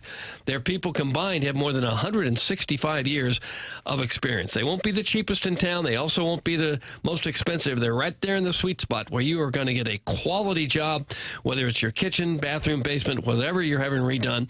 Absolute quality work. These people are so good. You need to go to their warehouse and their showroom and see some samples of what they have. They have more than 10,000 square feet of displays there. Great place, great people.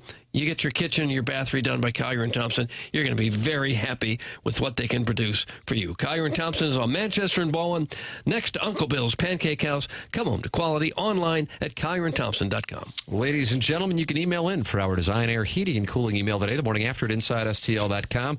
101 ESPN with your shot to score a pair of single-session tickets for the 2025 State Farm Missouri Valley Conference Men's Basketball Tournament. The MVC tournament hitting the court March 6th through the 9th at Enterprise Center. All session and single session tickets for Arch Madness are on sale now. Text in or email in for our Design, Air, Heating, and Cooling email today, the morning after at InsideSTL.com. If you are in the market for a dentist, I would recommend Dr. Brandon Pryor and 100 West Dental online at 100westdental.com or by calling 636-585-0100. If you don't have dental insurance, that's not a problem. The membership plan that they have at 100 West Dental aids in the cost of dental work for those who don't have dental insurance. It is 100 West Dental, and if you are interested in Invisalign, you mention my name and you get $1,000 off Invisalign at 100 West Dental. If you're on the fence about Invisalign, they have a digital scanner that can show you a simulation of what it'll look like before you even go through with it. It's 100westdental.com. Don't separate dental health from the rest of your health. Dental health can impact the rest of your health. Get it taken care of by getting checked out with Dr. Brandon Pryor and 100 West Dental at 100westdental.com or call 636-585-0100. Doug Jackson always constructs these questions for us. We haven't gotten a chance to get to one, and I want to get to one. I want to hear what he's got. Yeah, I got you. All right, what do you have? What is it? As we enter into this time in St. Louis sports, I wonder where most fans' excitement/intrigue lies. Do you think majority of folks are still locked in on hockey? Do you think they're waiting for the baseball season to get fired up? Really excited about the college hoops in the area, City SC, Battlehawks. Where do you think people are at right now with St. Louis sports? Doug, what are people most interested as we sit here on February 17th, 2025 in St. Louis? Well, I think just in general, St. Louis is still a Cardinal town. So I would say the most interest would be in the Cardinals. Right. I would echo that, but I know some people take offense to that. But the great thing about me, I don't want to say that. One of the great things about There me, you go. Yeah, there's so much, is that I don't really care. And so I'm not running for office. This program isn't done like, we haven't talked about this yet. That's not the program. So the reality is I haven't seen the show get the kind of response that it's gotten since I don't know when, based on last week and all of the Cardinal conversation. Right. And that's St. Louis at this particular moment. Without question, the Blues' popularity has surged exponentially over the last 6 years. But it started well before that.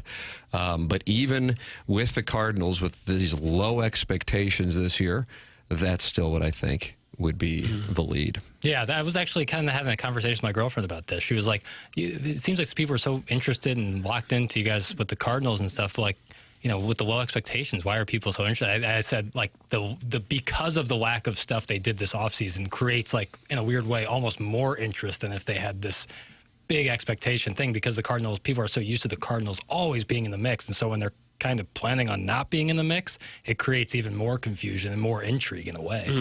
And then furthermore, the game plan that they announced after the season, they didn't do. Yeah, it didn't really match. Doug, the transition slash retool was just Paul Goldschmidt going to the Yankees. Pretty much that's Hellman. Yeah, Hellman and Goldschmidt. Yeah, Hellman.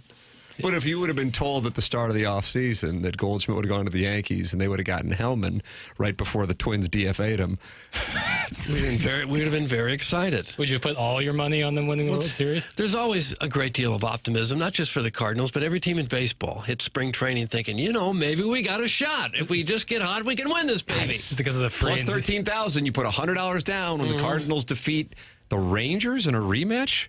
You receive $13,000. Manfred be pounding the desk if that was his World Series matchup with their Yankees-Dodgers. Doug, did you think the Cardinals were throwing free and easy out there? We were just there. It looked like many of them were in the best shape of their lives, frankly. Yeah. Nice. And the way they were throwing can only be described as free and easy. Yeah, I would say. Michaelis was the only interview we had, I think, in a Cardinal uniform. Looked great in the uniform. I'm really bullish on the uniforms, on the return to greatness for the uniforms. I went looking for a Hellman jersey over the weekend. They're already sold out, so I think people are buzzing. I think he's wearing 12. Aaron Miles, shout out. Pitcher. No, the buzz can die. You get off to a horrible start, and we saw the buzz certainly died last year. I mean, they were drawing 10, 15,000 fans the last month of the season. We hadn't seen that here in decades. But right now, when a new season starts, everybody wants to be optimistic and think maybe they can stay in the hunt. Most St. Louisans are excited about the NFL draft for the Chiefs. That's from Taylor. I don't know. I didn't think about that. I don't know. Hey, you didn't list that as a possibility. It's a mistake. I listed everything else, but yeah, I forgot about the Chiefs draft. Hey, Pale! What's the up? The dogs are back. Take your 110-yard 7-iron and stick it where the sun don't shine. Doggies with Doggies with brought to you by Purina. Suck it, Doug. That's from the South City Hoosier aficionado. Okay. The Veiled Prophet says the Doggies. Jerkwood from Kirkwood says City SC. Roman Berkey! Swiping it away like he's stealing intellectual property from Tinder! From Tinder? Okay. Well, yeah, there's no doubt that there's a very rabid fan base for City and St. Louis. No doubt about that. It's not as big as the fan base for the Cardinals, but it is every bit as rabid. Caller Buzz says, you said Buzz 3 times, and now I have to call in and talk about butts. I'm a little boy genie. That's from Buzz, and he won our Listener of the Month. Is that June of 23? I don't know the year. Hello, bitch. He's a little boy genie. Cut that off. And the city starts this coming Saturday. That's right. It seems like you could run into some rather rough weather. They're playing in Colorado. Yeah, they'll be all right. Did you see the uniforms now have a collar on them? And you love that. Not a fan. Oh, no. Not Why a fan. not? I don't. Soccer uniforms often have collars. That's a big thing, especially over in Europe. Never been a fan. Never understood it. I think it looks weird. I've never liked it. But a lot of people love collars on uniforms. I think it looks Oh, do you like bad. the collar on the uniform? Looks like a tennis shirt. I guess I don't mind it. And the White Sox used to rock some collars on their They also would wear jerseys. shorts, too. They wore collars on their They uniforms? wore shorts as well. I know about the shorts, which is also, that's illogical. But, Those baseball uniforms don't really need socks. oh, fancy God. socks. That was their uniform, and they wear them untucked. They would wear their jerseys Jackson untucked. going after Well, the you don't tuck doggies. into shorts.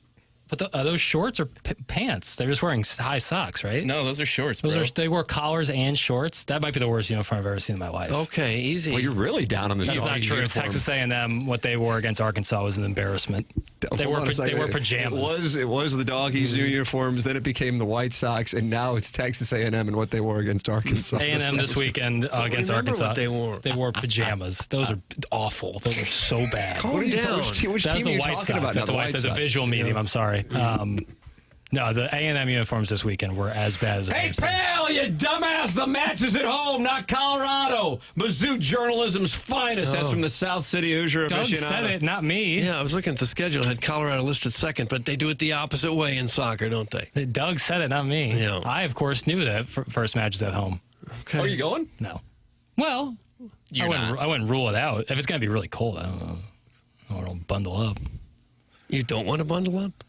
Prefer not to. Prefer to watch my sports indoors when it's cold. But come May, when the weather gets nice, I love going. The city games are really fun to go to. The supporters got together at the factory, brought out some new chants for the upcoming season. Oh, hold on. We have some samples of that. Oh, we do? Well, All right, take a look. I didn't even. This is an ad lib, and Jackson was on top of it.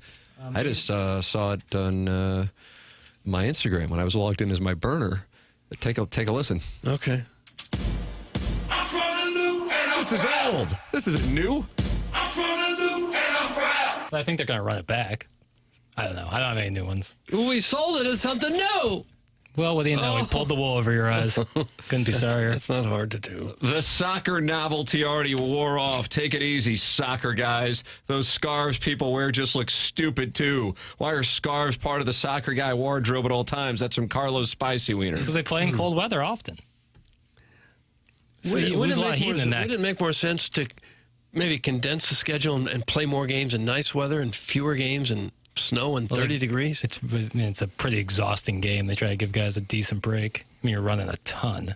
So you try to give at least 3 or 4 days. Then you have cup games and other dalliances. Just seems like the misery index is going to be rather high on a game played in the early 30-degree temperatures. But like football games, you're not like, oh boy, how are they going to play football in the snow? They play soccer in the snow or in the cold weather all the time. Yeah, but the soccer, they're running around in shorts and a T-shirt. Maybe they'll put a retractable roof over the doghouse. That would work. Put sleeves. You wear sleeves. You ever heard of sleeves? I've heard of sleeves. Football, you also get a break. If you're playing offense or defense, you sit there and put the coat on and get warmed up a little bit. Wouldn't you rather be moving around than sitting idle? I'm just telling you, when it's in the low 30s, it seems like it's really cold to be playing All right, soccer. we're leg wrestling. That's it. Ooh, nice. Scissoring. Attention business owners, did you know fire codes require your company's fire alarm system to be inspected and maintained by a certified fire alarm service provider? It's not just about compliance, it's about protecting your employees, customers, and property. That's where EDF Group's Fire and Security Division comes in, proudly serving St. Louis and beyond. EDF Fire and Security specialize in keeping businesses safe and secure. From expert fire alarm inspections to advanced commercial security systems, they've got you covered. And it doesn't stop there. With 24/7 fire alarm and security monitoring, You'll have peace of mind knowing your business is protected every hour of the day. Don't wait until it's too late. Call EDF Group's Fire and Security Division today and let them help you stay compliant, secure, and safe. Visit theedfgroup.com or call 314-993-8053 to learn more. EDF Group, your partner in fire safety and security. Coming up, we have the Design Air Heating and Cooling email of the day. This is TMA, presented to you by Brown & Crouppen on 101 ESPN and the TMA STL YouTube channel.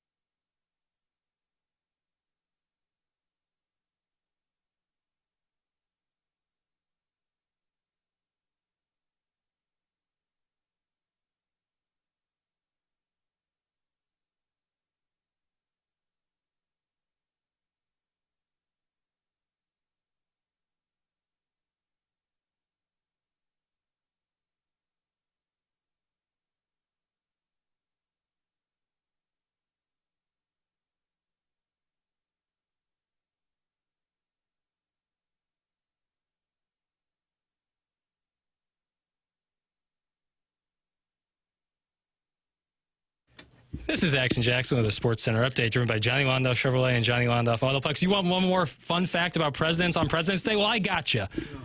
William Howard Taft never actually got stuck in a bathtub, despite the popular legend. However, he did have an embarrassing bathtub incident at a hotel in New Jersey. The bathwater displaced by his body flooded the floor of his room and trickled onto the heads of guests in the downstairs dining room. That was another Sports Center update driven by Johnny Londoff Chevrolet and Johnny Londoff Autoplex. See them at Londoff.com. Chevy, together we drive. Are you kidding me?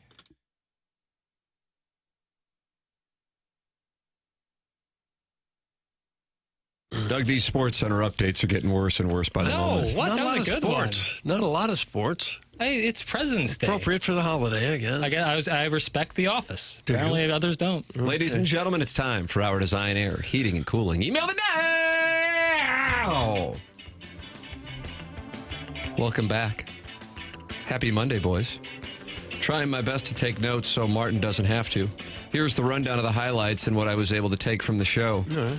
Doug walked around looking for Canadians to fight. Gonzalez will hit 20 dingers for the Birds this season. Jackson supports individual Wikipedia pages. Yes. Doug passionately hates Lambert Airport. Mm-hmm. Jackson compares hockey fights to making love on Valentine's. Tim's beautiful skull is slightly cattywampus. Jackson may or may not have a heat rash on his flank. Thank you. Doug is surprised that sunblock works. It really worked well. Jackson breaks down presidential history for the Sports Center update. Doug's still unhappy with the parking Nazi. Yes. Martin pissed off Big Walt. Martin's mom was also mad. MacGruber is good. Onboarding continues. James Carlton called Doug out on being high maintenance. And KG has a sexy beard. Happy you guys are back, but unhappy you brought this crap weather back with you. Make sure you're all ready and waiting at the door when Jackson's father is making his rounds, picking everyone up in the morning. Hashtag USA. That's from the YouTube chat. The YouTube chat. It was 2:30 a.m. I'm at Lambert Airport. I was drunk and looking for a hunk. It was raining and I was wet, very wet. And that's when it happened. I saw him. This hunk of a man was walking around looking lost, no umbrella, just looking dejected as if he had just been berated. I was just going to drive past, but I had a craving that needed some banging. I roll down the window and tell the older man, "Welcome to St. Louis. You need a ride to the ballpark?" Let's just say we made eye contact, and that was that. I loaded up his luggage, and we went all at it like rabid animals before we even got on the I-70 exit. His name was Doug, and he ruined me. I never got his number. If anyone knows who this gentleman is, please reply. That's from Tiny Peepee, and he's usually in the YouTube chat. Tiny Peepee, and he's usually in the YouTube chat. Rise and grind, ladies and germs. Tim, Doug, Martin, Jackson, and of course the illustrious Chairman Kurt. A brand new day has begun, which means another chance to get things done, stir up the right amount of trouble, and make it look effortless. Tim, keep your hands where we can see them on the keyboard, obviously. Doug, if you come up with any brilliantly questionable ideas today, at least let us pretend to discuss them first. Martin, your creativity is unmatched. Just try to use it for good. Jackson, whatever you're about to say, we already know it's borderline inappropriate. We support you anyway. Thank you. And Chairman Kurt, well, try to keep things somewhat respectable under your watchful eye. No promises. Let's handle business, shake things up, and make today a little more interesting than Friday. That's from Bo Jangles. Bo Jangles. Filter file on that one, huh, Chairman? Yeah, I'm not high on Bojangles. Nobody got cut today. It was a Is small that batch. right? It was a CYC. Yep. All right. The boys are back in town, and they're going wild in the Mound City. I'm so happy to be in the same state as the incomparable Tim McKernan again, but I'm even happier for KG. The chairman was walking a little taller this morning. He looked like a proud teenager who successfully threw a house party without getting caught while his three dads were out of town. Even Jackson was feeling froggy today. You may have missed it, but the milky white kid from Ladue, who has never been in a fight in his life, could be seen shadowboxing in studio as you guys discuss Colton Parayko's fight.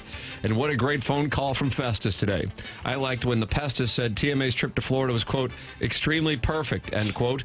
Maybe he said that because he was sucking up since he still hasn't received his January prize pack, or maybe he wasn't tuned in during the times you guys frequently experienced technical difficulties literally every single day. Oh. Although his memory is clearly fuzzy, as evidenced by the fact that he thought Wilson Contreras' last name is Martinez, presumably mixing up the current first baseman with the former Cardinal pitcher named Carlos Martinez, who retired 4 years ago. Who knows? Maybe Khalil Green and Kevin Segras might also hit 20 home runs this year. That's from the JV golf coach. JV golf coach. Doug Ann, finally. I'm not going to be much good to you, not after driving 4 hours in the snow yesterday after witnessing Father John Misty burn down Louisville on Saturday night. Sadie Hawkins, Doug, Team USA, led by Walter Tkachuk's lunatic sons, went up to Montreal and shoved it up the ass of those French-Canadian dirtbags who booed our national anthem. SNL rolled out 6 hours of 50th anniversary specials between their Friday night homecoming concert, which indeed featured Lady Gaga performing Blank in a Box, and Sunday night's anniversary special proper featuring Eddie Murphy appearing on Black Jeopardy as Tracy Morgan next to the actual Tracy Morgan playing another contestant. But I think the lead is that Doug got berated by multiple airport employees at 2 a.m., including a woman who screamed at Doug in the middle of a torrential downpour, "You got to have some common sense," when he asked for help describing where he was. Ours is the type of presentation where a geriatric blind man from Festus feels free to drop in at any time and ask, "Where's my prize pack?" and then double down on his prediction that the Cardinals are going to win 90 to 95 games. Man, you guys did a good job overhauling the images of John telling people jokes to shut them up. Mazalak and Ali, we fixed our player development with Zoom meetings over the last 5 months. Marmol. Hey, let's give Marmol another extension while we're at it. Not to piss in everyone's Cheerios, but we're just running back with the same management and players, minus Goldschmidt and Lynn, who failed to win a crap NL Central last year. It'll likely be the same story in 2025, except it'll be Arenado getting traded, then winning LCS MVP for his new team. That's from Buck Swope. And that's what we have for the Design Air Heating and Cooling email of the day. Well, I think today I'm going to go with a fellow by the name of the JV golf coach. I'll go Buck Swope. I like the YouTube chat. I go YouTube chat as well. YouTube chat is one. The Design Air Heating and Cooling email of the day. Congratulations to the YouTube chat. Does Doug have some business he needs to attend to? Yeah, Stiefel Dossier. Yeah, I'd like to tell you about Stiefel. Yeah, it's fabulous to have Stiefel on board now as one of our new sponsors. They sponsor not only the Dossier, but also they partner with the St. Louis Cardinals and the Blues, and now the Stiefel Charity Classic. They also sponsor Stiefel Theater. Stiefel is honored to support the city, the people, and the future. Stiefel has financial advisors in 12 offices in the greater St. Louis area, nearly 400 offices nationwide.